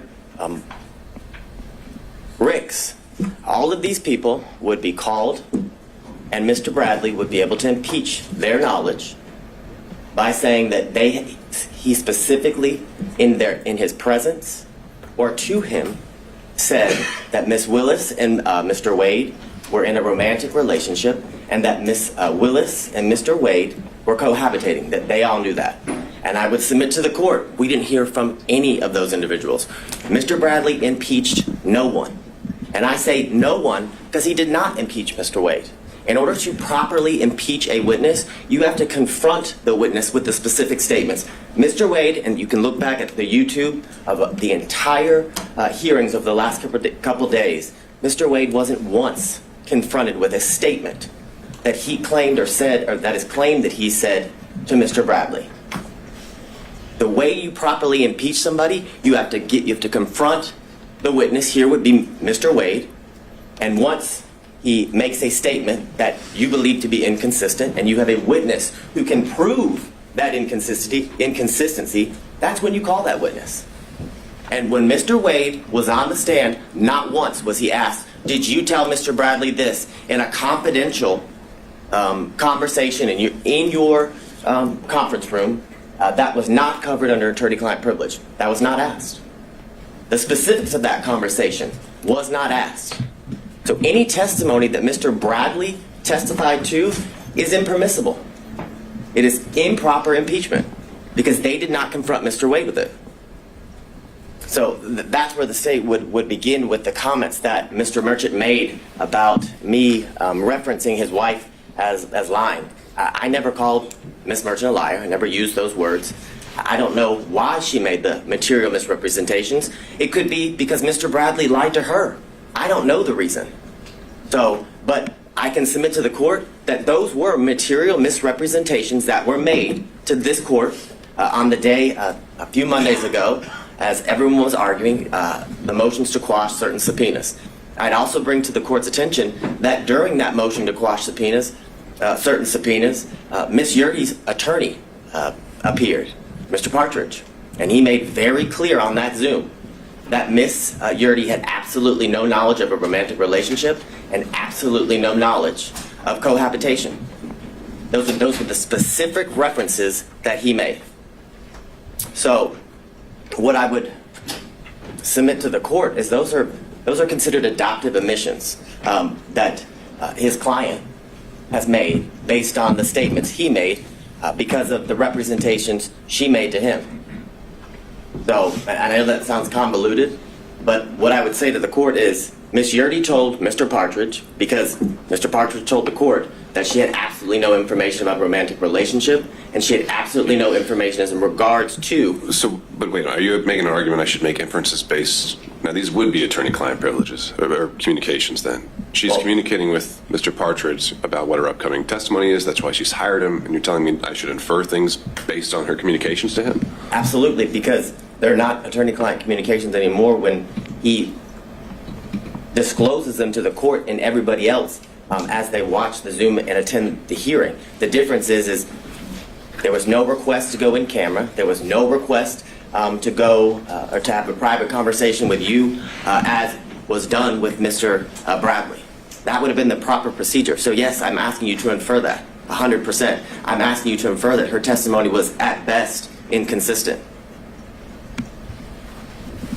Because the testimony of Ms. Yurdy, when she testified, was vague, very little description. When asked in a very leading manner, is it true or do you know that Ms. Willis and Mr. Wade were in a relationship from 2019 into the time that you were you were forced to resign from the district attorney's office in March of 2022? She said yes. And then further, when pressed by Mr. Sadow, he talks about why she believed they were in a relationship. And what was interesting from Ms. Yurdy's testimony, that they were pretty close friends up until she left the DA's office, that she asserted to the court that on a yearly basis, Ms. Willis said, I'm in a relationship with Mr. Wade in 2019. Oh, by the way, I want to tell you again in 2020, because we're in a new year, I'm still in a relationship with Mr. Wade. And again, in 2021, the assertion is Ms. Willis then went back to Ms. Yurdy and confirmed, hey, I just want to reconfirm me and Mr. Wade are still in a relationship. It's absurd. It's absolutely absurd. More importantly, when Mr. Sadow asked her about why she believed that they were in a romantic relationship based on her own observations, she said something. He actually asked her, did you see him kissing or hugging? She said yes, but there was no description or qualification about when it occurred, what she actually saw, was it a kiss on the cheek, things of that nature. So I would ask you to frame her testimony from that standpoint when you're addressing her credibility, as the court is going to do with each and every witness that you heard during the testimony of all the witnesses during the hearing. I'm going to see if my screen will share.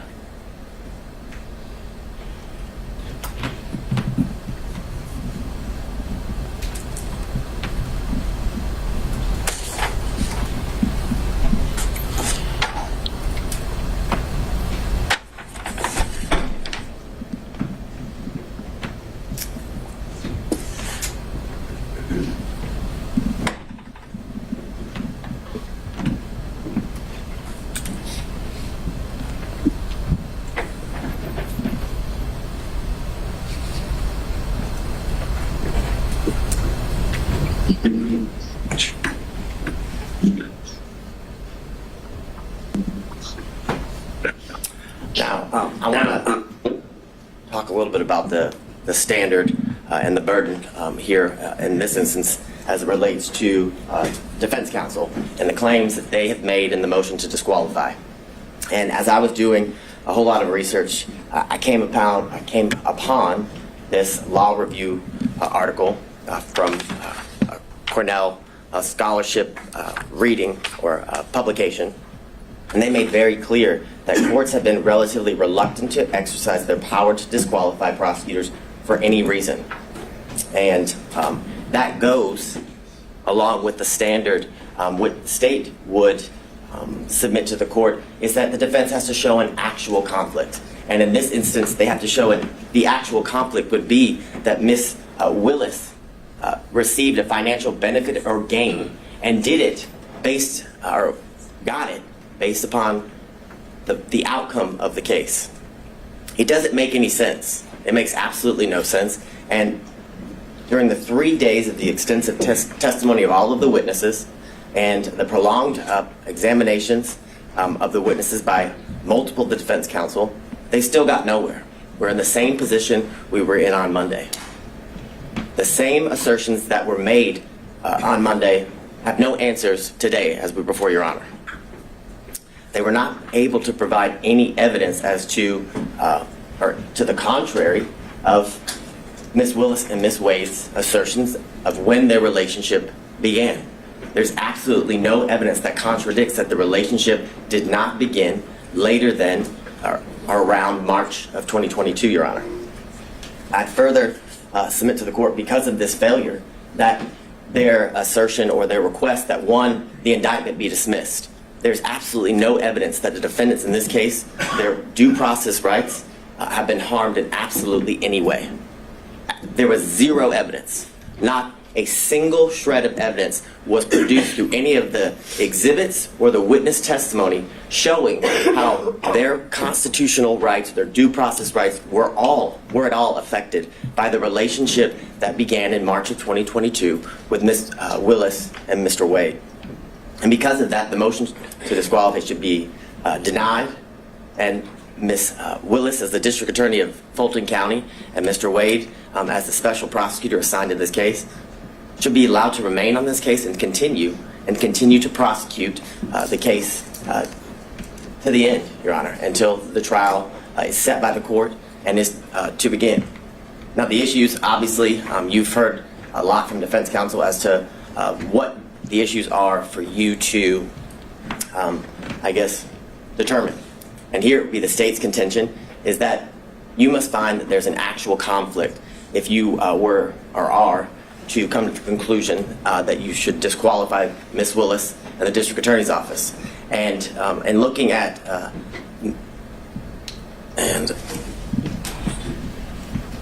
what I think you're talking about, is this Ventura? It's McGlynn v. State, McGlynn v. State, 342 Georgia Appeal 170.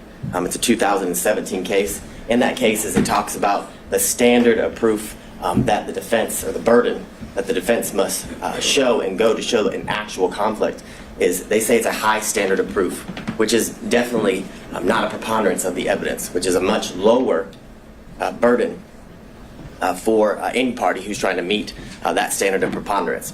But it's clear that what the standard is that it's a high standard of proof for both when determining whether there's an actual conflict and when there's forensic misconduct that is found, Your Honor. And I want to go through some of the cases that defense counsel has referenced as they argued here today and in their filings. And I guess the bright line standard, or the standard and the grounds for which disqualification is appropriate for Your Honor to be determining in all of the cases as it relates to disqualifying the elected district attorney is that you either find that there's a conflict of interest or that there's been some sort of forensic misconduct. Those are, I guess, the two areas that Your Honor that is in your purview when you are looking to resolve an issue regarding disqualification. Now, in a recent case, Lee v. State, which is 224 Georgia, Lexus 31. It's a February of 2024 case here out of our appellate courts. And in that case, Justice Pinson wrote that a trial court did not abuse its discretion by failing to disqualify an assistant district attorney absent an actual conflict of interest. And that is the case that was ruled on by the Georgia Court of Appeals about a month ago, Your Honor. Now, the cases in which defense counsel has relied on in their briefs and here today, I would submit to the court the cites are misleading, many of them are inapplicable, and some of them actually support the state's position. And what I would say to you is that the defendants, in many instances, combine language from the multiple cases and kind of what I would say is misstates the law as it relates to what the law or what is required in order for an elected district attorney and their office to be disqualified. And what I would submit to the court is... Let's go back to that. Show me how. Yes. Show you how. So I think the first one they cited was battle versus the state. Certainly a conflict of interest or the appearance of impropriety can be the grounds of disqualification. Well, there are a number of these cases that seem to exclusively rely on the appearance of impropriety. right. So they acknowledge that there's some ambiguity here, that sometimes Whitworth gets cited to Ventura, and we've got this quote that comes up where it's just they only cite to an actual conflict that must be involved. They acknowledge the ambiguity. You're saying there's no ambiguity whatsoever. I am saying that, and why I am saying that, why I would submit that to the court, is in all of those cases, they do reference the appearance of an impropriety, but they reference that because they also find there's an actual conflict in each one of those cases. So your position would be, your review of the case law, there's never been an appellate opinion that relied only on an appearance of propriety. As it relates to a prosecutor or district attorney, yes, that is what I'm saying. What I would say is in those cases, they do reference the fact that there is an appearance of impropriety, but they reference that fact because when you have an actual conflict, there's always an appearance of impropriety. And those are what those cases stand for. And I guess that is the main example of what I reference as they kind of combine the language from separate and different cases and tell you that the standard is an appearance of impropriety. And I would submit to the court that is not the standard. And in my first reading, like Your Honor, I did notice that the cases each reference the appearance of impropriety, but also that appearance arose from the fact that the court found an actual conflict in each one of those cases. So I won't belabor the point in going through all of the cases that the defense had cited, but what I would submit to the court in reading those cases is that I found that they kind of fell into 5 categories. That some that didn't concern disqualification at all, some that determined or that were about, I call it divided loyalty, which is a conflict that arises from representing becoming a prosecutor and then having represented the defendant prior to becoming a prosecutor, and then whether there's an actual personal interest in the outcome, and then others talk about whether the defendant was denied a fundamentally fair trial at the conclusion and of the case after conviction.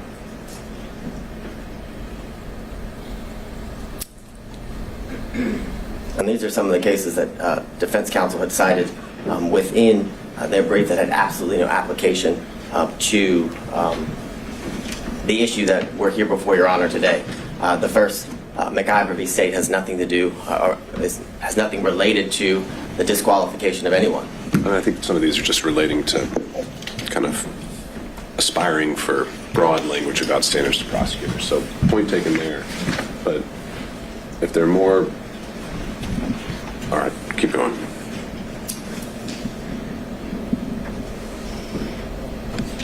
So as it relates to one of the cases that was referenced here earlier and is also referenced in some of the briefing by defense counsel is the Regency v. State, which is 287 Georgia 542, and all of the cases that fall under this, what I would call category, is about a attorney who formerly prosecuted a defendant in I guess the same type of case or the same case or similar charges.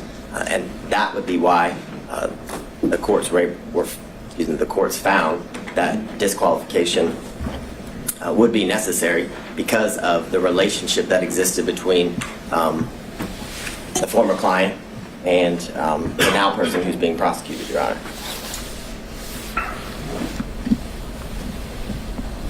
So the next series of slides just goes through what has been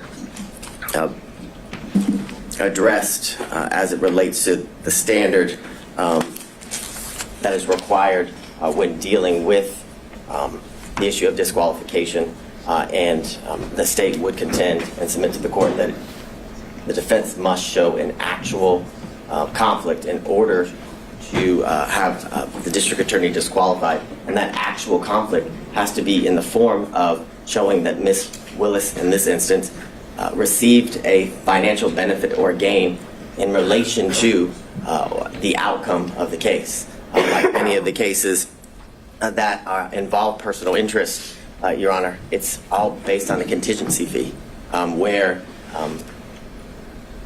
how much they're paid, or a bonus, for example, is dependent upon the outcome of the case. That's how one is to show that there's a personal interest in the case. We have none of that here. And I would submit to the court, we have absolutely no evidence that Ms. Willis received any financial gain or benefit. The testimony was that Ms. Willis paid all of the money back in cash as related to the trips, and if didn't pay back in cash, it was all right. Let me explore this one a little bit. Mm-hmm. So, in addition to you're saying it's only an actual conflict. Are you also saying that it's only if a financial interest is affecting the final result, the outcome? That's the only one we should be worried about, or is it that the prosecution as a whole is what we should be looking at in terms of a stake? So what I'm thinking of, I'm just going to try and come up with some hypos here. What if ADAs are given a bonus for every motion to suppress they win, $1,000 per Fourth Amendment claim they win? Well, now they've got an incentive, if one of their officers is lying, not to tell you about it, because they want to win that motion to suppress. But maybe that doesn't affect the outcome, because you can win a motion to suppress or lose it, and that doesn't decide whether it's going to be a guilty or not guilty verdict. But doesn't that affect the prosecution of the case, if not the outcome? Yes, I would definitely agree that that would be an instance where disqualification would be necessary and appropriate, because it's a situation that involves a contingency fee, and I would submit to the court that it actually does end up affecting. It could, based on how important the motion to suppress is, right? Correct. But if it's some immaterial, I don't know. But I guess, so you're saying it's maybe not so much just whether it's a guilty or not guilty dismissal, no pros at the end of the day.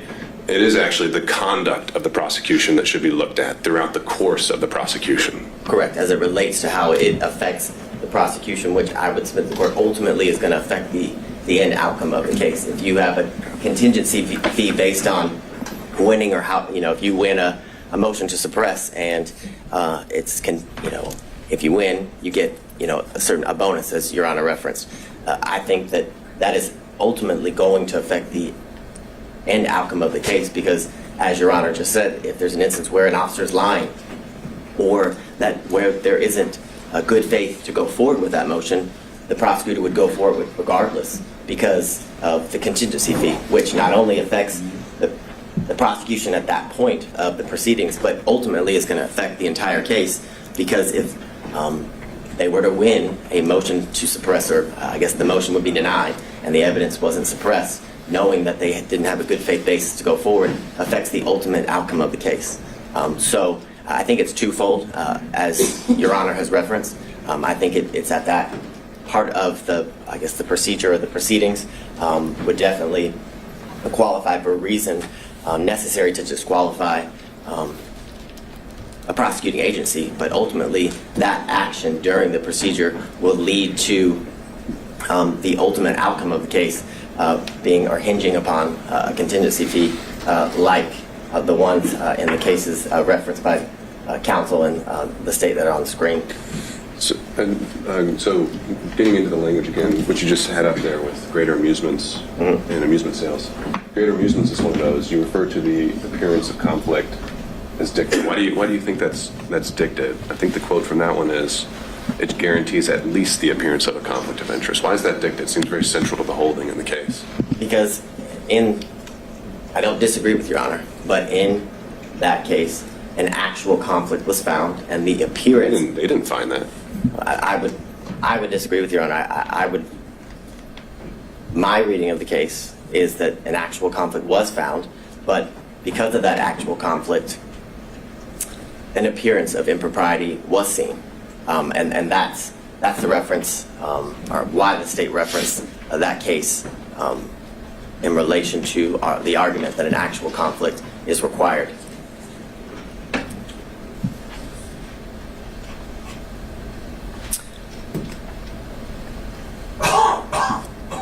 And the series of cases, Young, that was referenced by defense counsel, as well as Nichols v. State, are both instances where there's a personal interest in the case due to the situation and where at one point they were opposing parties. And of course there's a personal interest or stake as it relates to prosecuting an opposing party in a civil claim, which are what both of those cases reference, which shows that there's an actual conflict of interest that relates to the personal gain of the specific prosecuting agency. And what do you make of Nichols' reference to, it's an older case. Sometimes the language can be what we're not accustomed to seeing, but there's, they refer to the metaphor of Caesar's wife. And generally when that's used as a ethical standard, that's something that goes beyond just an actual conflict, right? Isn't the beyond reproach getting more into appearance world? Is it getting beyond? No, isn't getting into the appearance aspect of things when we're talking about Caesar's wife. But I think it goes beyond that based on the language of the holding in that case, where it literally says that the individual had a personal interest in obtaining a fee by forcing a settlement in the civil case and using the criminal case as leverage. So that's not an appearance of impropriety. That is an actual conflict of interest in which arises because of the individual's personal stake in the end outcome of the case, Your Honor. So that's how I would differentiate, I guess, the representations of defense counsel as it relates to the standard or the burden that must be shown, and why the state would submit to the court, and the most recent ruling out of the Georgia appellate courts that an actual conflict is required to be shown. So I'm going to skip through these series of slides. You've heard all about Whitworth.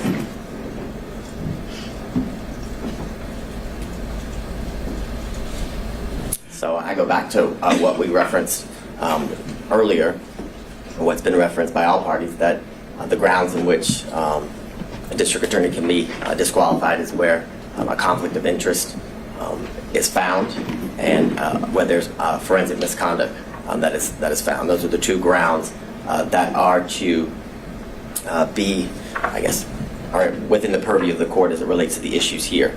And again, I go back to the most recent case that was Justice Pinson wrote about, and that there must be, by failing to disqualify the assistant district attorney, absent an actual conflict of interest. I think the language there is very clear, and I think it's very controlling, and I think it's purposeful, I would submit to the court, because an actual conflict of interest is what is required in order for a district attorney to be disqualified, because the cases make very clear, and through the precedent relating to this issue, that a disqualification of a district attorney is the last, for lack of better words, ditch effort that should be exercised as it relates to the court in curing certain conflicts that may arise. I think the case law is very clear that every effort is supposed to be made instead of, or I guess in lieu of, disqualifying the district attorney unless an actual conflict of interest is what's found, Your Honor. And it can't be cured.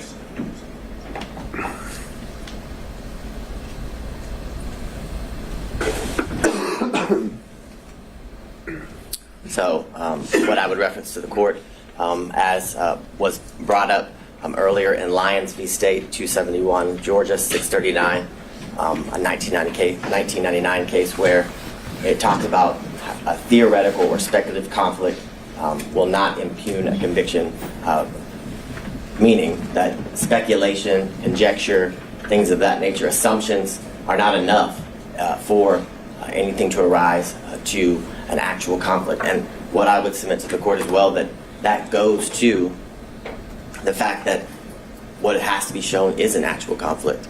If it's speculation. Is there any qualifier there, though, that's in a post-conviction context?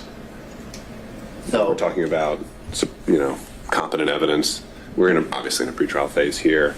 I've wondered how much import to give that sentence when we're in a pretrial realm. That's assessing whether to overturn a conviction, and usually that's kind of an entirely different standard where we assess as a totality. Was there a fair trial? Is there harmless error? I know there's no harmless error when it comes to disqualifications, but just a thought, if you have any reactions. Well, I think what Your Honor just said is pretty on point in the sense that if it's found that if the trial court either applied the wrong standard or should have disqualified the district attorney, it leads to an automatic reversal, like you said, and it goes back to the trial court. And I think that is very enlightening in the sense that that's only done if an actual conflict is shown, and the fact that it can't just be theoretical, speculative, or assumptions that would lead to the appearance of impropriety, the appearance of a conflict that would lead to I guess just that.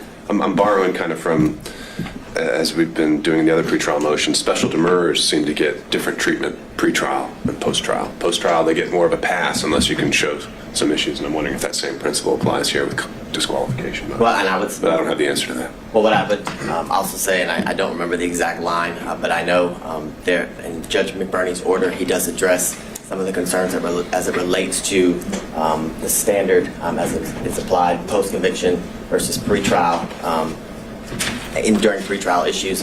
And what I would say to the court is that. So you're citing that in support? Because I didn't think the state was all that pleased with the analysis he applied. Well, what I'm citing. Legal analysis, that is. I'm citing what you specifically referenced as to the standard that is to be applied pre-trial and post-trial, whether it makes a difference.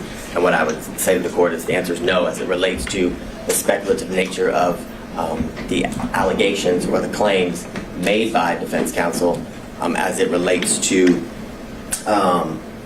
whether a conflict actually exists, Your Honor. What I can't do at the moment is point exactly to the page at the end of the state's argument. I can give you the page number as it relates to Judge McBurney's order. I think I know what you're talking about. The footnote where you references the appearance standard. Yes, All right. correct. Further, in Lambie State, 267 Georgia 41, on page 42, it's a 1996 case where the court says, nevertheless, the conflict must be palpable and have a substantial basis in fact. A theoretical or speculative conflict will not impugn a conviction which is supported by competent evidence. Now, I understand as it relates to the post-conviction factor or the status of the case being a post-conviction based on Your Honor's earlier inquiry, but I would submit to the court that as it relates to the issue of disqualification, that the standard is the same whether it's post-conviction or pre-trial. In Bloomfield v. Bornstein, which is 247 Georgia 406, it's a 1981 case. In that case, it says the appellees have not shown us a case where a per se rule was applied to disqualify an attorney on the basis of an appearance of impropriety alone. The Georgia cases cited by the appellee do not stand for the proposition that a trial judge is authorized in Georgia to disqualify an attorney solely on the basis of an appearance of propriety, which further goes to the state's submission to the court that the standard is that an actual conflict must be shown, and that conflict that arises shows that there's a personal stake of the district attorney as it relates to their personal financial gain that's being alleged.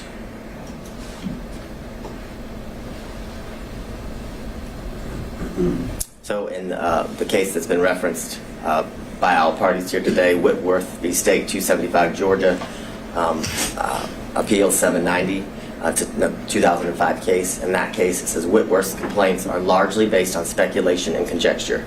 Applying any evidence standard to the record, it is clear that the trial court did not abuse its discretion in denying Whitworth's motion to disqualify Morgan based upon his personal interest in his conviction.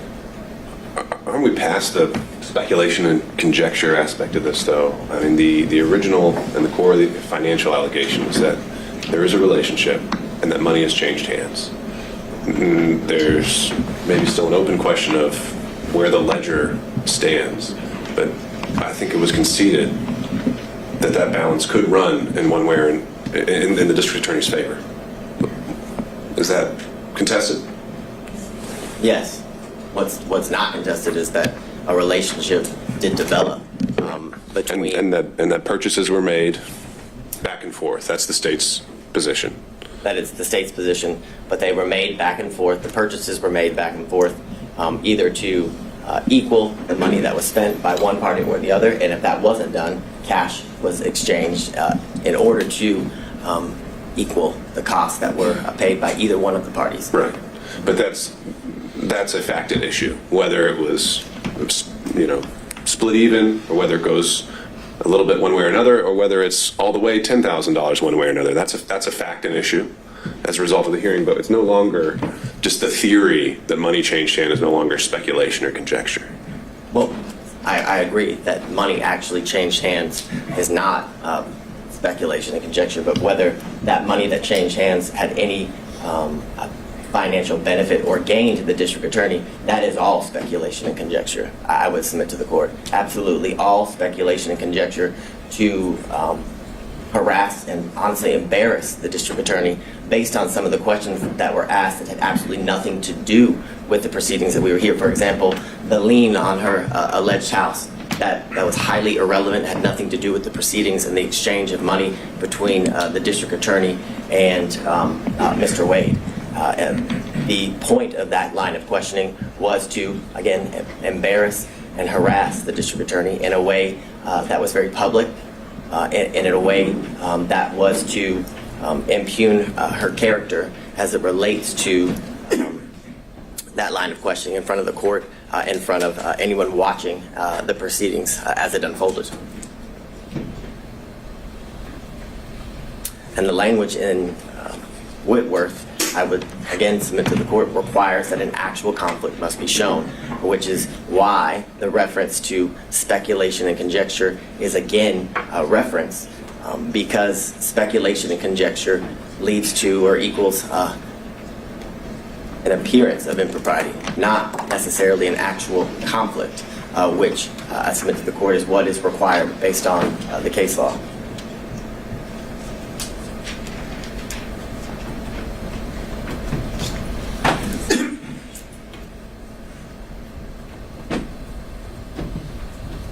So in State v. Sutherland, which is 190 Georgia Appeals 606, it's a 1989 case, and it says, while the prosecuting officers should see that no unfair advantage is taken of the accused, yet he is not a judicial officer.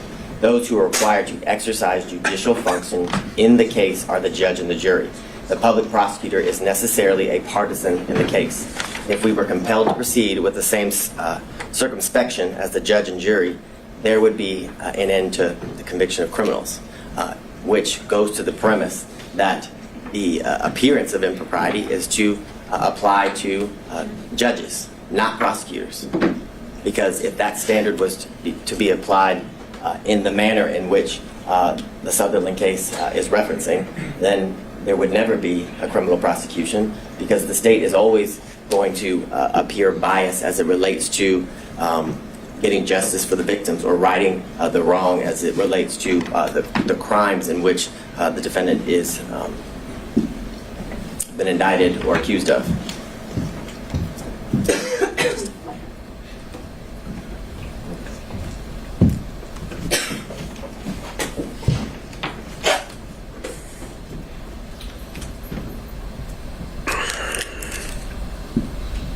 So I want to move into I guess the evidence that Your Honor saw and heard during the last couple of days, 3 total days of testimony as it relates to the witnesses. You heard from Ms. Yurdy, who the state would contend is a disgruntled former employee. You heard from Terrence Bradley, also someone who is a disgruntled former partner.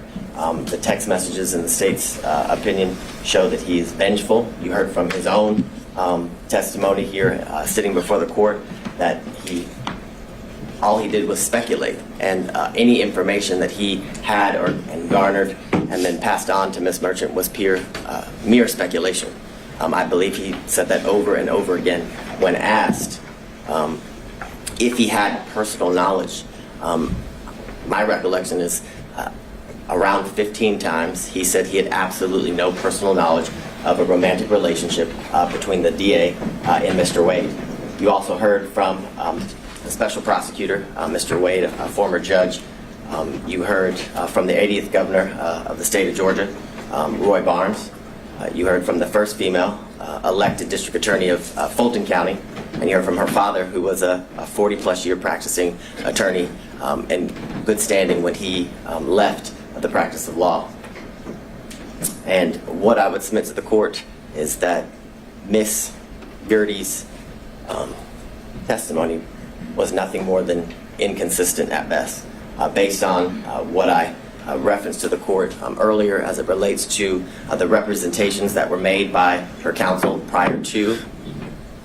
Are those in evidence? Would his responses during a motion to quash, which weren't subject to cross-examination by defense attorneys, weren't even part of the evidentiary record of the hearing? Again, I'm just kind of puzzled by that. You didn't ask the question of Ms. Yurdy, what did you tell your attorney before coming here, and then we could have dealt with privilege issues and whatever else. I would agree with the court. It's not an evidence, but it was a statement by an officer of this court to the court during a hearing related to her testimony and how we were to proceed with her testimony in this hearing. But it's clear that what was represented as to why she would not have, I guess, be an appropriate person to testify was that she had absolutely no knowledge of the romantic relationship. That was the basis of why her counsel was saying that she shouldn't have to testify. That she shouldn't be so then compelled under by the that court. theory, if accepted, where did the incentive arise between Monday and Thursday for her to completely change things around? Where did the incentive So arise? she was fighting so hard to avoid the, if we're going down that road you proposed, she was fighting to have not to come in here and testify at all. And then she comes in here and testifies.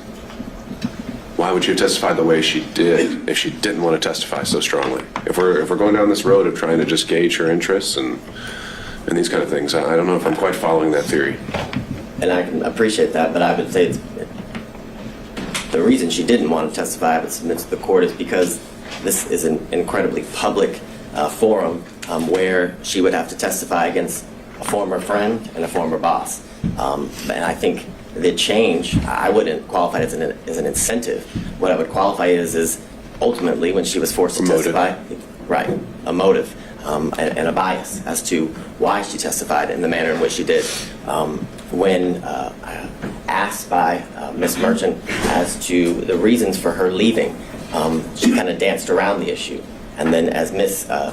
Cross asked her about whether she resigned or forced to leave, she was fired, she came out and said she was given the choice: you can either resign, but either way you're leaving. You're fired, or you can resign in a manner in which she wouldn't be officially fired, and when she's trying to get future employment and things of that nature.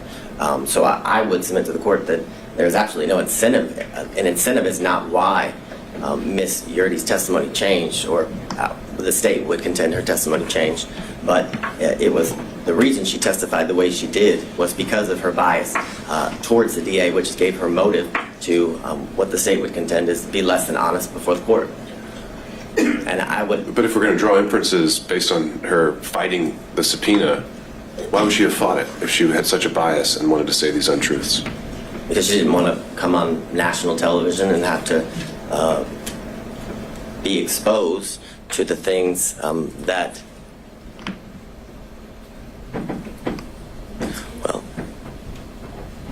I don't know anybody who wants to testify before a court in a normal trial, a normal proceeding, but one of what I would qualify in this high-profile in nature, where everybody would be able to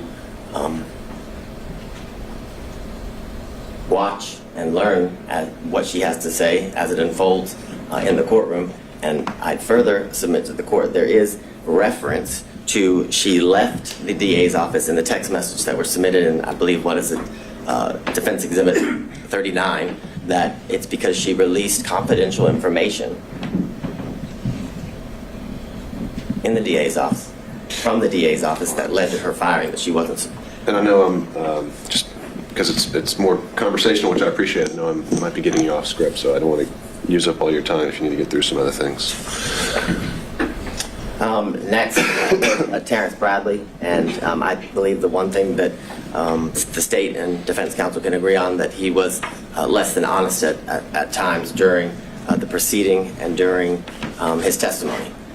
He, when pressed or asked by Mr. Sadow why he was fired, he basically chalked it up to a dispute between partners in a business. But when pressed by Ms. Cross, it was clear that that wasn't the reason.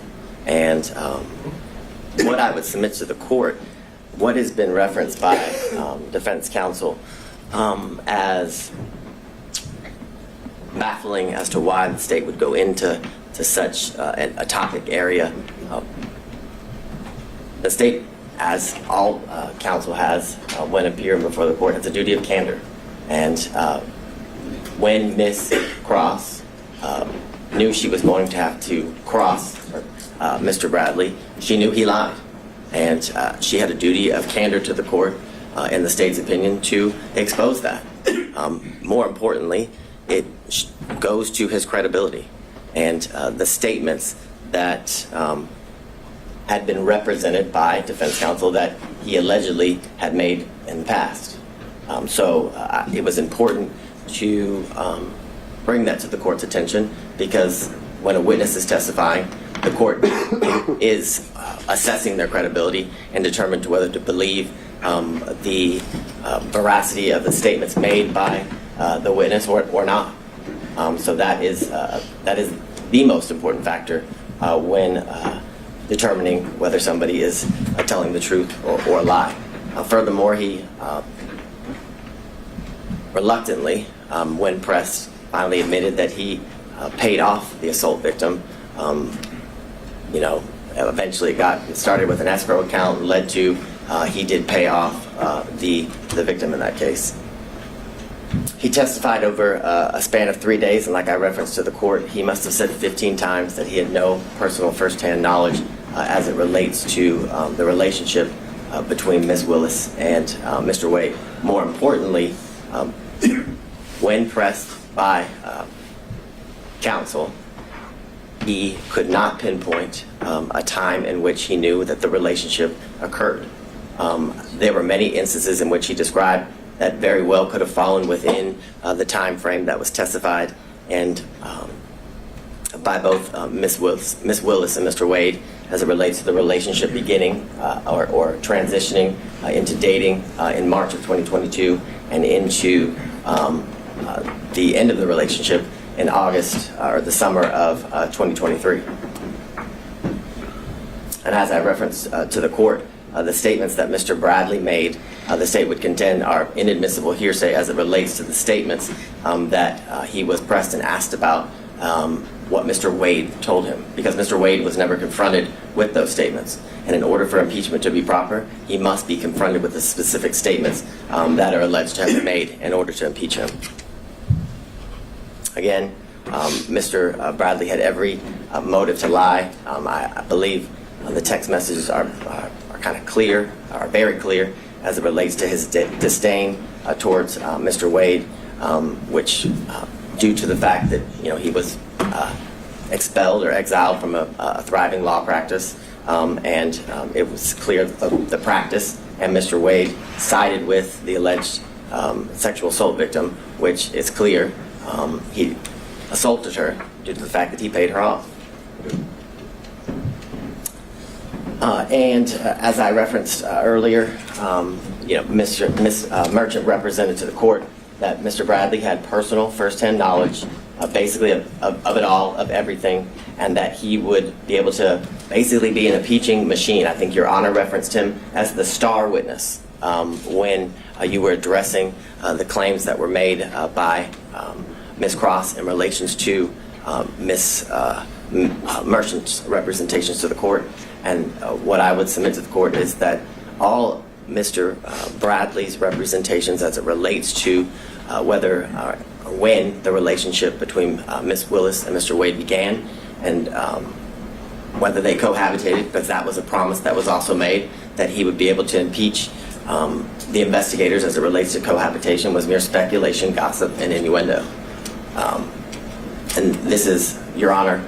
The impression I got, and we can correct this while we're all here together, is that Mr. Bradley directly overheard a statement from each of these individuals that they could be impeached with. Ms. Merchant, is that accurate? Directly overheard. Which ones are we talking about specifically? Well, essentially, that kind of seemed to be all of them. You had said Allen, Bond, Young, and then the investigators, Hill, Green, and Ricks, could all be directly impeached by statements overheard by Mr. Bradley. Yes. In reference to your question, the unequivocal answer was yes. And when Your Honor is looking through the text messages, I would submit to the court that the text messages don't even say or indicate what was represented to the court in relation to the good faith basis for this motion to disqualify as it relates to the testimony of and the ability to impeach witnesses through Mr. Bradley. What's been referenced by all counsel is Mr. Bradley's assertion of absolutely as it relates to whether the relationship existed prior to Mr. Wade's hiring. And the question in itself involves speculation, because it asks, do you think it started before she hired him? And he says absolutely. He doesn't say he knows. He doesn't provide any context as to how he knows. And in these text messages and through his testimony with the court, the source of his information was unclear. What I would say to the court, as to a lot of things, other than the one conversation that allegedly occurred between Mr. Wade and Mr. Bradley, and I would submit to the court that that conversation never occurred. That would be the state's contention. And how do we know that? We know that because that conversation was not confronted, or Mr. Wade was not confronted with that conversation. And that is evidence circumstantially, and I'd even say direct, as to that conversation non-existent. Because based on the representation made by defense counsel, it would be clear that that would be a conversation that would have been relayed to, because it wasn't privileged, as Your Honor found, that would have been relayed to Ms. Merchant. And if that conversation happened, you better believe that would have been a conversation that defense counsel would have confronted Mr. Wade with and against. And the reason they didn't do that was because it didn't exist. Again, you heard from Mr. John C. Floyd III, the district attorney's father. As Your Honor heard, he was a well-respected member of the legal community for over 40 years.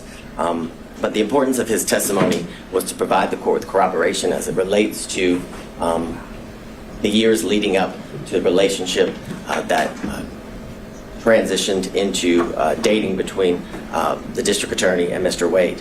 What he testified to is that he moved into her South Fulton home in 2019. The evidence of his moving into that home at that time was his Georgia driver's license, official government document.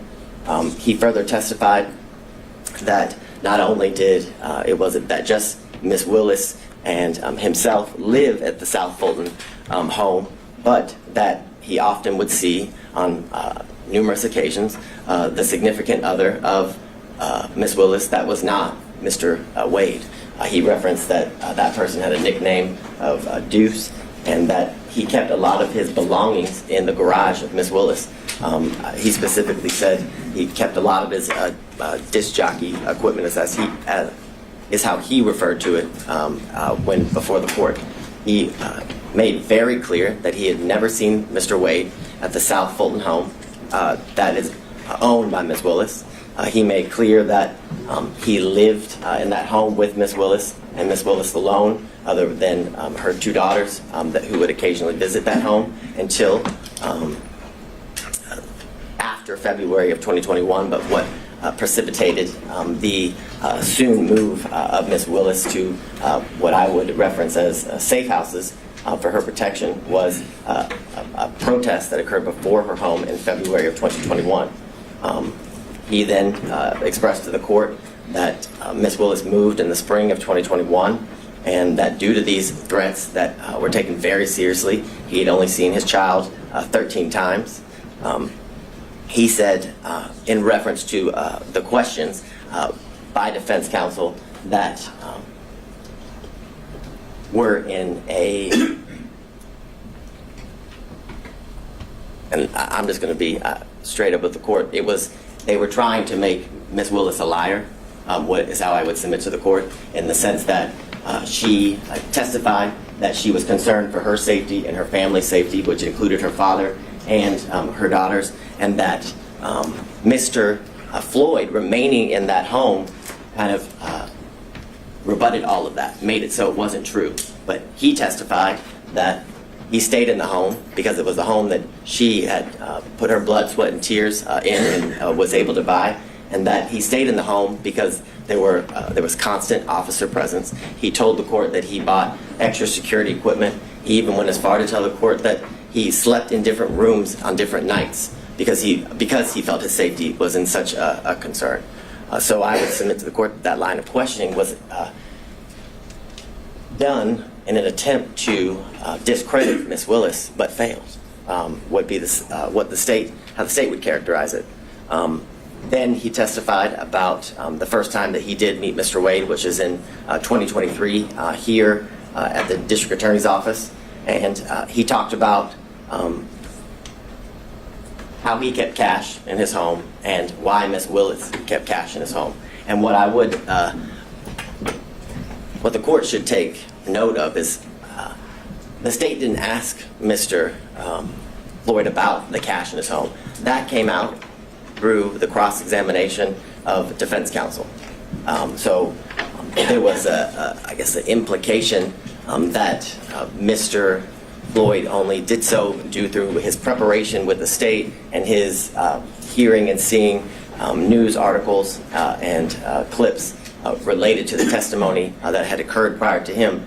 But I would submit to the court that it's telling that information came out through questions that were asked by defense counsel, which gives credibility to the statements that were made. And he further explained as to why he taught his daughter to keep cash in the home as it relates to financial independence and having a safety net. It was further testified that he had multiple safes and that he gave Ms. Willis his first lockbox, or her first lockbox, for situations as she described when she was testifying. And what I want to make clear is during Ms. Willis's testimony, it was pressed about the cash and where she kept it, did it follow her, where she laid her head, and things of that nature, trying to further discredit the practice that she had as it relates to keeping cash in her home and why she had the ability to pay cash to Mr. Wade and other people and for other situations. And what the court should take note of is that there was no evidence that controverted that at all. Where was the evidence that controverted Ms. Willis's claim and practice of keeping cash in her home? There was none. In fact, the only evidence was it was substantiated through the testimony of her father, Mr. Floyd.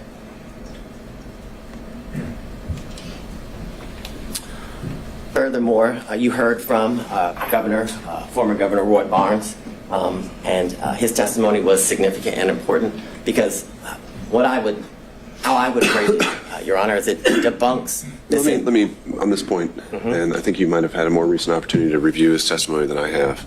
You say on the slide that she was the first choice to lead the prosecution. Was that actually his testimony, or was his testimony that he was asked to come aboard? Did he use the words that he was asked to lead?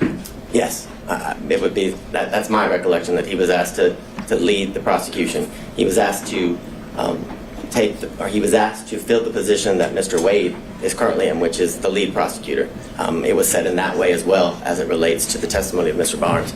So I think it'd be very clear.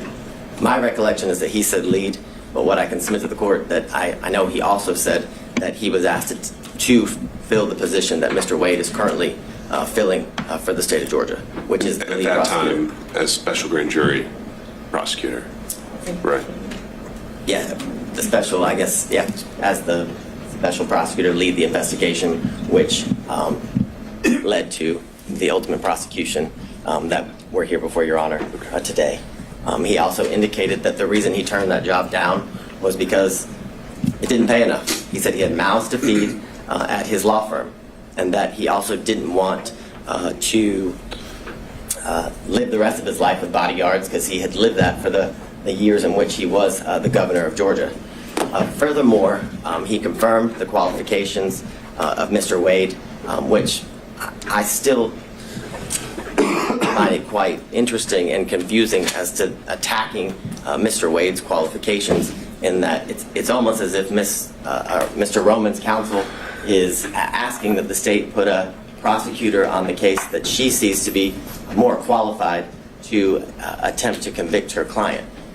It's an interesting argument, and it's one that makes no sense. Furthermore, if you were to believe the claims and allegations as it relates to Ms. Willis' personal stake in the prosecution, the receiving of financial benefits and gains, then you'd have to believe that she was also dating Roy Barnes, the former governor, and Gabe Banks, in addition to Mr. Wade. If she has this grand plan scheme in order to profit off of the prosecution of this case, because that's what they're saying. Or they're saying that she telepathically or prophetically was able to know that Mr. Barnes and Mr. Banks would turn down the position so she could then hire Mr. Wade. It's ridiculous. It's absurd, and it's desperate. It's a desperate attempt to remove a prosecutor from a case for absolutely no reason, Your Honor, other than harassment and embarrassment. This slide, and we've been through a lot of the testimony. And I should be clear there, it was not introduced in evidence that Mr. Banks turned her down, right? How's that part of the record? Well, I'd ask the court to take judicial notices, has been asked repeatedly. Unless the district attorney had testified to that. I don't recall offhand. I will be frank with the court. I don't recall if Ms. Willis testified to that exact fact, but I know that Mr. Banks represented that to the court during Monday's hearing as it relates to the allegations that were made. I understand Your Honor's position as it relates to that. Just trying to make sure we know exactly what is in the evidence and is not, but regardless, I think your point is made. I think it's an evidence of the record as it relates to, I guess, the issues that led up to the actual hearing of this case. So I understand Your Honor's position, but it did come out during a proceeding that was prior to the actual hearing. This slide is just a chart showing kind of the testimony of both the district attorney, Ms. Willis, and Mr. Wade, as it relates to how they met, how or when Mr. Wade became the special prosecutor, when their relationship evolved into a romantic one, talking about the trips in which they took after their relationship evolved into one that became romantic, and when it ended. And what, again, I would submit to the court is that those facts were consistent, and the only person who contradicted that when the relationship started was Ms. Yurdy. And what I would bring to the court's attention is that it was represented to the court that Ms. Yurdy was a witness other than Mr. Bradley who could bring to the forefront this issue of cohabitation. And when pressed and when asked about it, Ms. Yurdy had absolutely no information as it relates to this alleged cohabitation. It was false. She said she had no information. She was asked about trips. She said she had no information about the trips. Yet, she's such a good friend that Ms. Willis confirmed each year that Mr. Wade and her continue to be in a relationship 2019, 2020, 2021, until their relationship ended due to her forced resignation and splintering of their friendship, Your Honor. I guess several exhibits obviously were tendered in. Most of them were exhibits that came from the sealed divorce of Mr. Wade and Ms. Jocelyn Wade, contracts for legal services, trip itineraries, and the text messages. And I would specifically reference prior to today, the only text messages that were before Your Honor were defense exhibits 26 and 27, which it's the assertion of defense counsel that what those show is that Mr. Bradley had information as it relates to the relationship starting prior to March of 2022, and that's just false. Those text messages do not contain that. It does not pinpoint, just as Mr. Bradley couldn't, when the relationship actually started. And furthermore, you have the testimony and the evidence of the text messages that it was mere speculation. If you, as Your Honor reviews the full chain of text messages, it is clearly Ms. Merchant and Mr. Bradley going through what I can describe as nothing else other than a mere fishing expedition between the two of them at first, because it's asked about certain members of the DA's office who would have information as it relates to specifically, for one, Ms. Young. It is asked whether she would have information, and he had no idea. He said he assumed, he was speculating. And that is the same as each person that was subpoenaed in reference in the text messages. All of that was speculation. And you know it was speculation because not a single one of them testified. That's telling. Because if it wasn't mere speculation, if it wasn't mere gossip, and if it wasn't mere conjecture, each one of those people who were subpoenaed would have been called to testify, like District Attorney Willis was, like Mr. Wade was, in order to be confronted and then impeached by Mr. Bradley. You've heard, obviously, about the phone records, and I have a maybe, because whether it comes into the purview of Your Honor as it relates to the determination that Your Honor is to make as it relates to the disqualification of the district attorney. You also have the affidavit from the employee who worked at the winery who confirmed that Ms. Willis did, in fact, pay in cash up to more than $400. And I understand that this is part of the proffer of the state, but it's important because that is a witness who the state didn't go find. That is a witness who went to CNN in order to confirm what Ms. Willis testified to, further giving her statements credibility and credence before the court. You heard about... Well, before we move on from that one, other than the foundational concerns, would you have a response to the proffer of the cell phone records? I have, I'll get to that now, I was going to get to it later, but I have several foundational concerns as it relates to the cell phone records. I don't think I've ever, as Mr. Sadow's motion makes very clear, the state uses cell phone records routinely. And I would agree with that. We use them routinely. But we use them with an expert. And they're always challenged. Right. So, like I said, in the interest of time, setting aside the foundational concerns. Oh, I thought you were asking about them. No. The focusing on the substance of them, assuming that it would be admissible in the guise that he's proffered. I don't know, maybe you have that further up, but what's the reaction to that? So, what I would say initially is that due to the fact that they were analyzed by someone who was a non-expert, the analyzation of those cell phone records were not properly peer-reviewed. They were not, it's clear from the state's review that the normal practices that are used to check the use of which kind of data is being used in reference to the two specific dates. I believe it's September 10th and 11th and November 29th and 30th. The affidavit that is used to say that Mr. Wade remains at Ms. Willis's, or in the area of Hateville, because again, during the hearing, the address for the Yurdy condo never came out. It was just that it was the Hateville condo. The actual phone number for Mr. Wade was never established. And the documents that were provided to the state that were certified business records did not have a subscriber page. So we have no idea that the number belongs to Mr. Wade. Now, I understand Your Honor wants to look past the foundational issues, and I can appreciate that. But the foundational stuff is very important as it relates to the admissibility of the records. No doubt about that. But if somewhere, how they were able to survive those foundational concerns, do you have any reaction? Yes, I do, and I will skip forward so I don't. So what's interesting is that the records that were provided they start in January of 2021 and they go, I believe it's to November 30th, I think is what of 2021, the span of the records.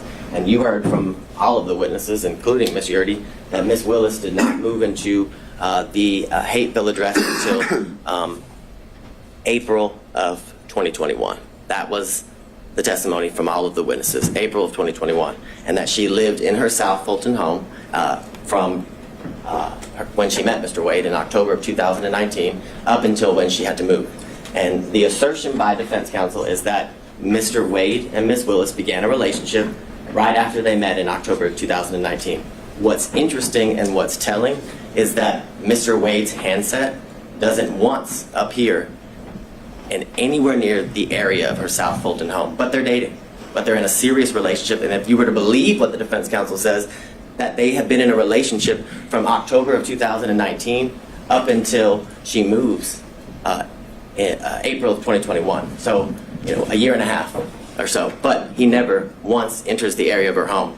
But they want you to believe that that's a lie, which is why counsel for defense continued to press District Attorney Willis and Mr. Wade as to whether he had ever been to that South Fulton home. Well, this corroborates that that was not a lie, that he had never been to that home, and it's more than suspect if you've been in a relationship, as they claim, for all this time, but never once went to the house.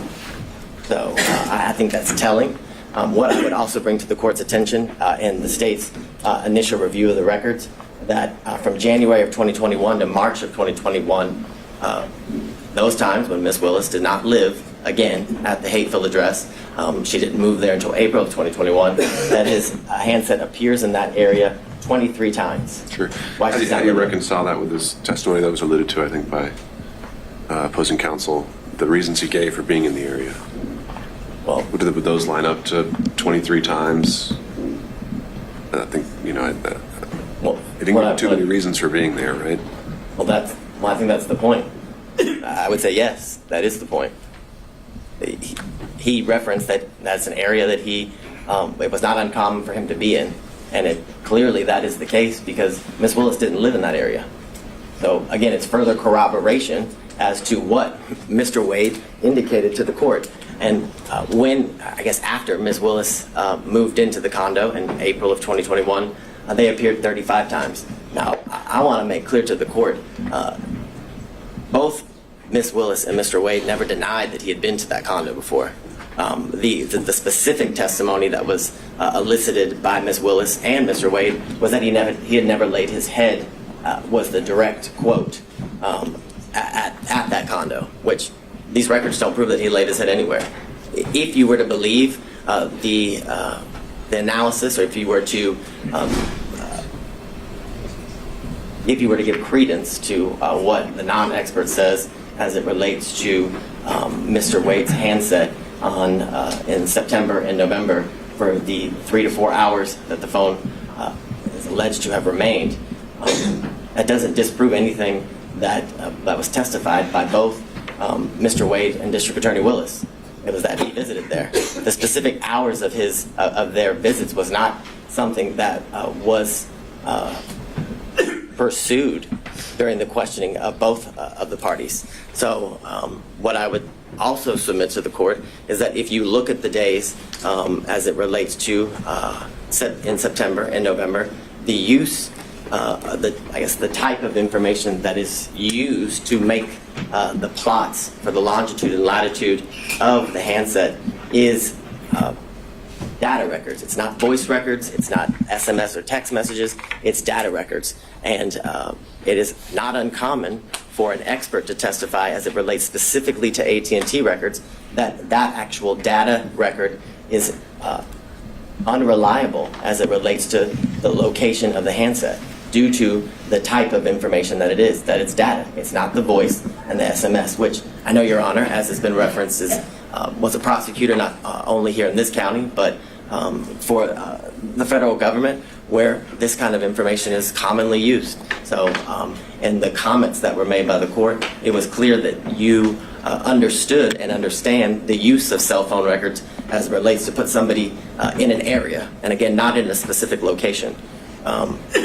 I'd also bring to the court's attention as it relates to the validity of the affidavit and the analysis done by the expert that was hired by Mr. Sadal, is that not once does it reference the fact that AT&T records commonly have duplicate and triplicate entries within the call detail records.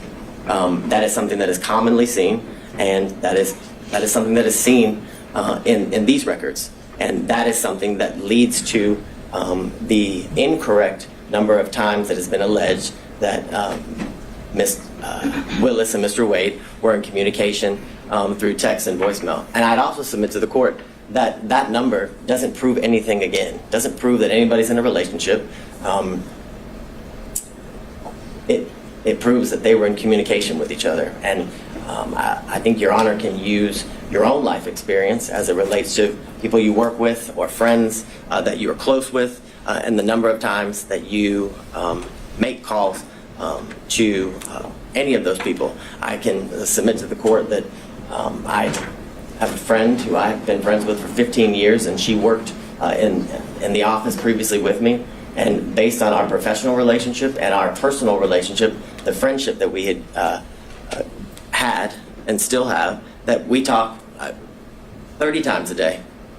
So that doesn't mean we're in a relationship. So the assertion that the number of times that Miss Willis and Mr. Wade have spoken to each other, whether it's through text message or phone, it has no validity as it relates to them being in a relationship.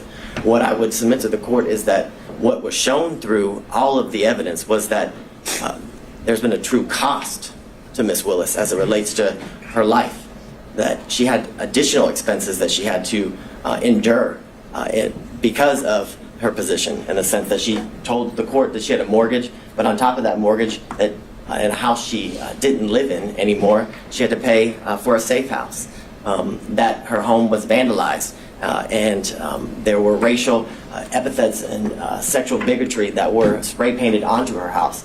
The concern of her safety in her life is something that was testified to, and the fact that this job has led to the isolation and separation of her from her family and friends, which was given credence, and the credibility of those statements were provided by her father, Mr. Floyd, that he had only seen his daughter 13 times since all of these instances occurred. The full nature of the statements and the falsehoods that, for example, in these text messages that were purposely leaked to the media as it relates to Miss Willis's daughter, subjecting her position in school, that she flunked out of college, which isn't true, which in fact she has graduated from an HBCU. But what's been leaked to the media is the fact that she flunked out of school and someone other than her father moved her, which again, the validity of which was never shown. And all the while, Ms. Willis, facing these costs, has been able to continue to do the work unrelated to this case, which is shown in the fact that Atlanta's murder rate and violent crime rates have decreased while she has been in office.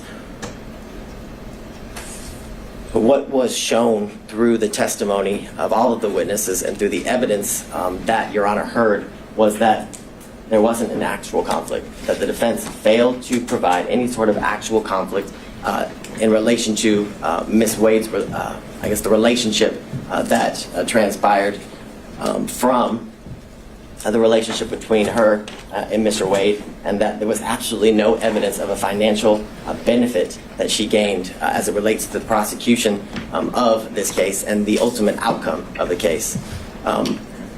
The corroboration of all of that is the things that Your Honor is very much aware that she could have, I guess, financially benefited from stretching out the case, for lack of better words, by the special grand jury recommended that 39 individuals be indicted. But through her sifting through the special grand jury's report and all of the evidence with the team that indicted the case, they only went with 19 of the defendants, which had she gone with all 39, based on the defense counsel's assertions, would have given her the opportunity to certainly find these financial gains that are claimed through the allegations of defense counsel. More importantly, why would Ms. Willis repeatedly ask this court to set a trial date as soon as possible if her motive in prosecuting this case was to continue to financially gain as alleged from the prosecution of this case?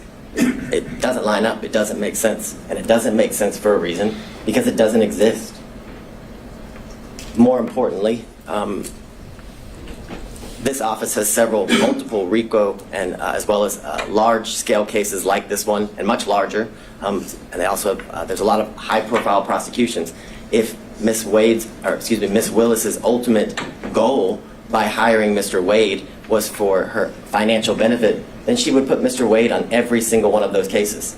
So she could certainly revel in the riches and lavish lifestyle that has been referred to by defense counsel, which there's been absolutely no evidence of. The evidence was she stayed at a DoubleTree in Napa, a DoubleTree. I don't know that to be a lavish hotel.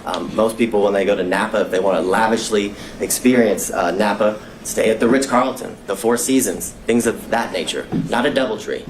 So the allegations and assertions that Ms. Willis was living the lifestyle of the rich and the famous is a joke, an absolute joke. As it relates to what you heard, and the secondary issue is the forensic misconduct, and for lack of better words, what has to be shown is that the statements that were made by Ms. Willis related to the prosecution of the case and ultimately the guilt or innocence of the defendants. And we have none of those statements. There's been no evidence. Nothing has been provided to Your Honor as it relates to Ms. Willis' specific statements made about any of the defendants and in relation to the guilt or innocence of any of the defendants. I forget which defense counsel referenced the fact that she said she had a 95% conviction rate. Well, what Ms. Willis's job is to instill confidence in the community as to how well she is doing as it relates to her constitutional duties. And that was exactly what was done when she referenced that she had a 95% conviction rate in the previous year that she was serving as a district attorney. More importantly, it's been the allegations about race and religion being imputed in her speech, and that those comments were directed at the defendants at this table. And if you listen to the speech, those comments are directed at two elected or political officials. I believe it was Marjorie Taylor Greene and Ms. Bridget Thorne, who is a member of the Fulton County Board of Commissioners here. She specifically used their names. I don't know that they, and my knowledge is they're not supposed to be sitting at the table, and I haven't seen them in my work as it relates to this case, Your Honor. So those allegations that Ms. Willis committed forensic misconduct are, again, there's no validity to them. There's no evidence of them as it relates to any of those comments, which this is an issue that Judge McBurney has previously ruled on when these same allegations were alleged as it relates to extrajudicial statements made by Ms. Willis, and it involved a statement that the words fake electors were said by Ms. Willis, and he found there was absolutely no conduct that was impermissible as it relates to forensic misconduct.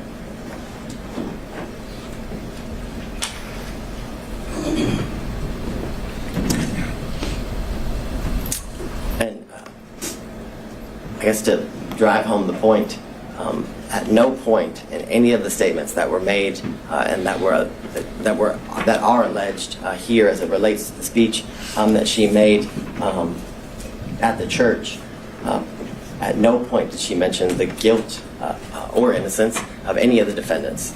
She, again, was merely responding to comments made by Marjorie Taylor Greene and Bridget Thorne, two other political officials, therefore making her comments not even close in the realm of any sort of forensic misconduct. What I find interesting is that defense counsel wants to make these allegations that Ms. Willis committed this forensic misconduct by the statements that she made in her defense as two unrelated, in this case public officials, criticized the job that she was doing. And, I find the hypocrisy interesting in the sense that we've had video proffers released to the media by defense counsel, emails between counsel released to the media by defense counsel, statements have been made by defense counsel in relation to this case. We had the unredacted version of the cell phone records of Mr. Wade released to the media by defense counsel with his private and personal information causing the threat of harm to both Ms. Willis and Mr. Wade to increase. The most recent instance was the text messages that Your Honor hadn't ruled on their admissibility prior to their release, and it was made clear during the hearings that the ability to get those, the full chain, was something that they were unable to do.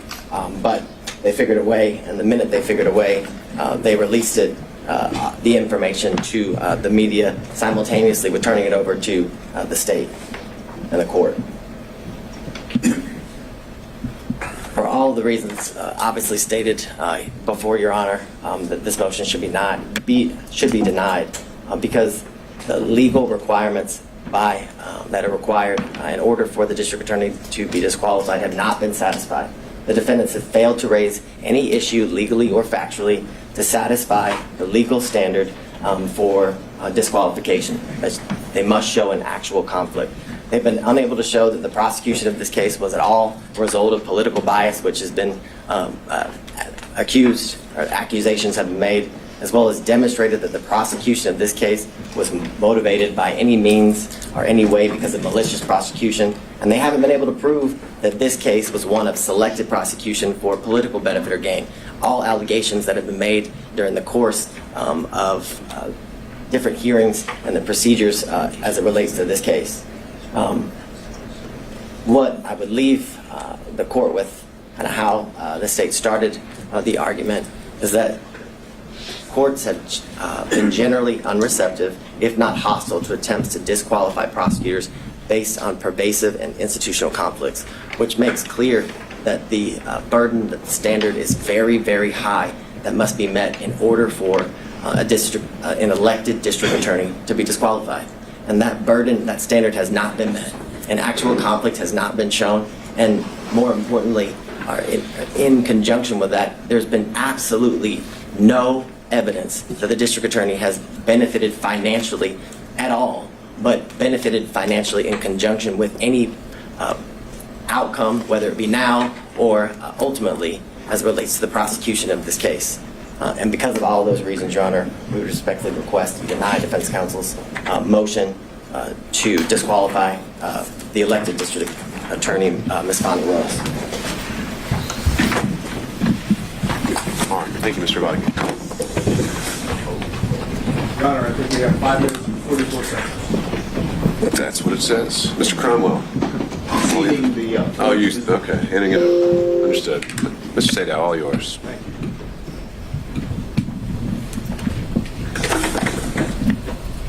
I'm going to do rebuttal, specific rebuttal.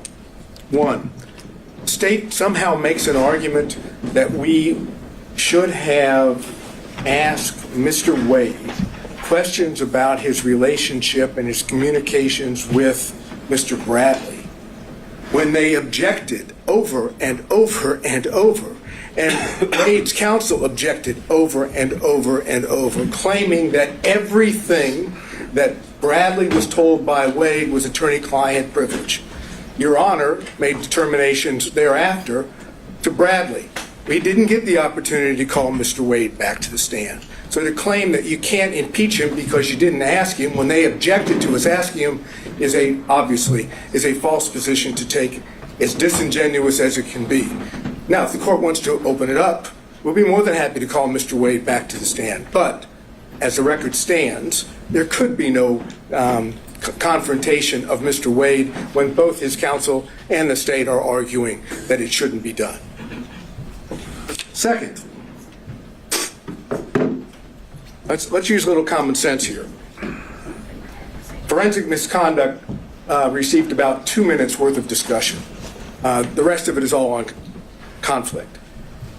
Forensic misconduct dealing with the way the state wants you to have it is if you don't accuse someone or you don't say that someone's guilty. Yeah, assuming you can impugn someone's character to the degree that constitutes forensic misconduct. Why is that? I'm sorry, say that. Here? Assuming you can impugn someone's character to the degree that it constitutes forensic misconduct. I think that I guess the state's primary position was that they weren't talking about you at the church. Right. And if you go listen to it and watch it, it starts off by saying, why does Commissioner Bridget Thorne and so many others, and then it refers to they attack him for being black. They attack him, not anyone else, just they attack the black man. They're not talking about Miss Thorne or Marjorie Taylor Greene. They're talking about us. And you know how everybody knows that? Because not a single story from the media reported anything other than Fani Willis accused the defense and defendants of being racist. Now here's the common sense part of this. If you follow the state's position on forensic misconduct, Fani Willis could all day long talk about race. She could say the defendants, I'm not saying they're guilty or not guilty, but they're racist. They're racist. They're racist. And according to the state's position on forensic misconduct, that wouldn't be a problem. Obviously, that makes no sense whatsoever. The issue here that we've dealt with on forensic misconduct is not simply the church speech. It's why she did it, how she did it, calculated, and all the other things that we talked about with the testimony of Wade and Willis in this case. Let's go to the relationship issues and the cell phones briefly. No one knew that there was a relationship between Wade and Willis, according to Wade and Willis. Not a soul was ever told that they were dating or that there was an intimate relationship. Ever. They concealed it from all parties. From Daddy. Daddy didn't even know they had a relationship. Suggest that somehow in the beginning of 2021, January to whatever it was into April, that they couldn't have met in Hapeville. They didn't meet anywhere that would allow the public to see them. That's the reason why they were meeting at Yearties, because no one else was ever there. Remember the testimony? Who else was there besides Mr. Wade and Miss Willis? Both of them agreed. No one ever went there except them. They didn't go to where Daddy was in Miss Willis's house because Daddy was there and Daddy would know. No other prosecutors knew. No one knows except who? The one person that knew was Bradley and Yearty. Yearty was best friend at that time of Miss Willis, and Bradley was the partner of Wade. Now, the only way that Bradley can walk away from the, I have very little time, so I'll skip that. Let's go to something. Motive. That's an issue. Whose motive in this case is the strongest? Fani Willis, Nathan Wade. Because if they if they testify truthfully on every point. What happens if the relationship started before November 1st? They get disqualified. Who has the best motive of anyone to lie? They do. Who has the most at stake to lie? They do. Who wants to stay on this case for whatever the financial reason may be? They do. And all right. Thank you, Mr. Sato. There it is. All right. Thank you, everybody. I think has been very much made clear by the argument and the made today is that there are several legal issues to sort through, several factual determinations that I have to make, and those aren't ones I can make at this moment. And so I will be taking the time to make sure that I give this case full consideration it's due. I hope to have an answer for everyone within the next 2 weeks. Until that point, if there are any other issues that come up, council can reach out, and we'll have an order posted on the docket. Thank you all. We're off the record.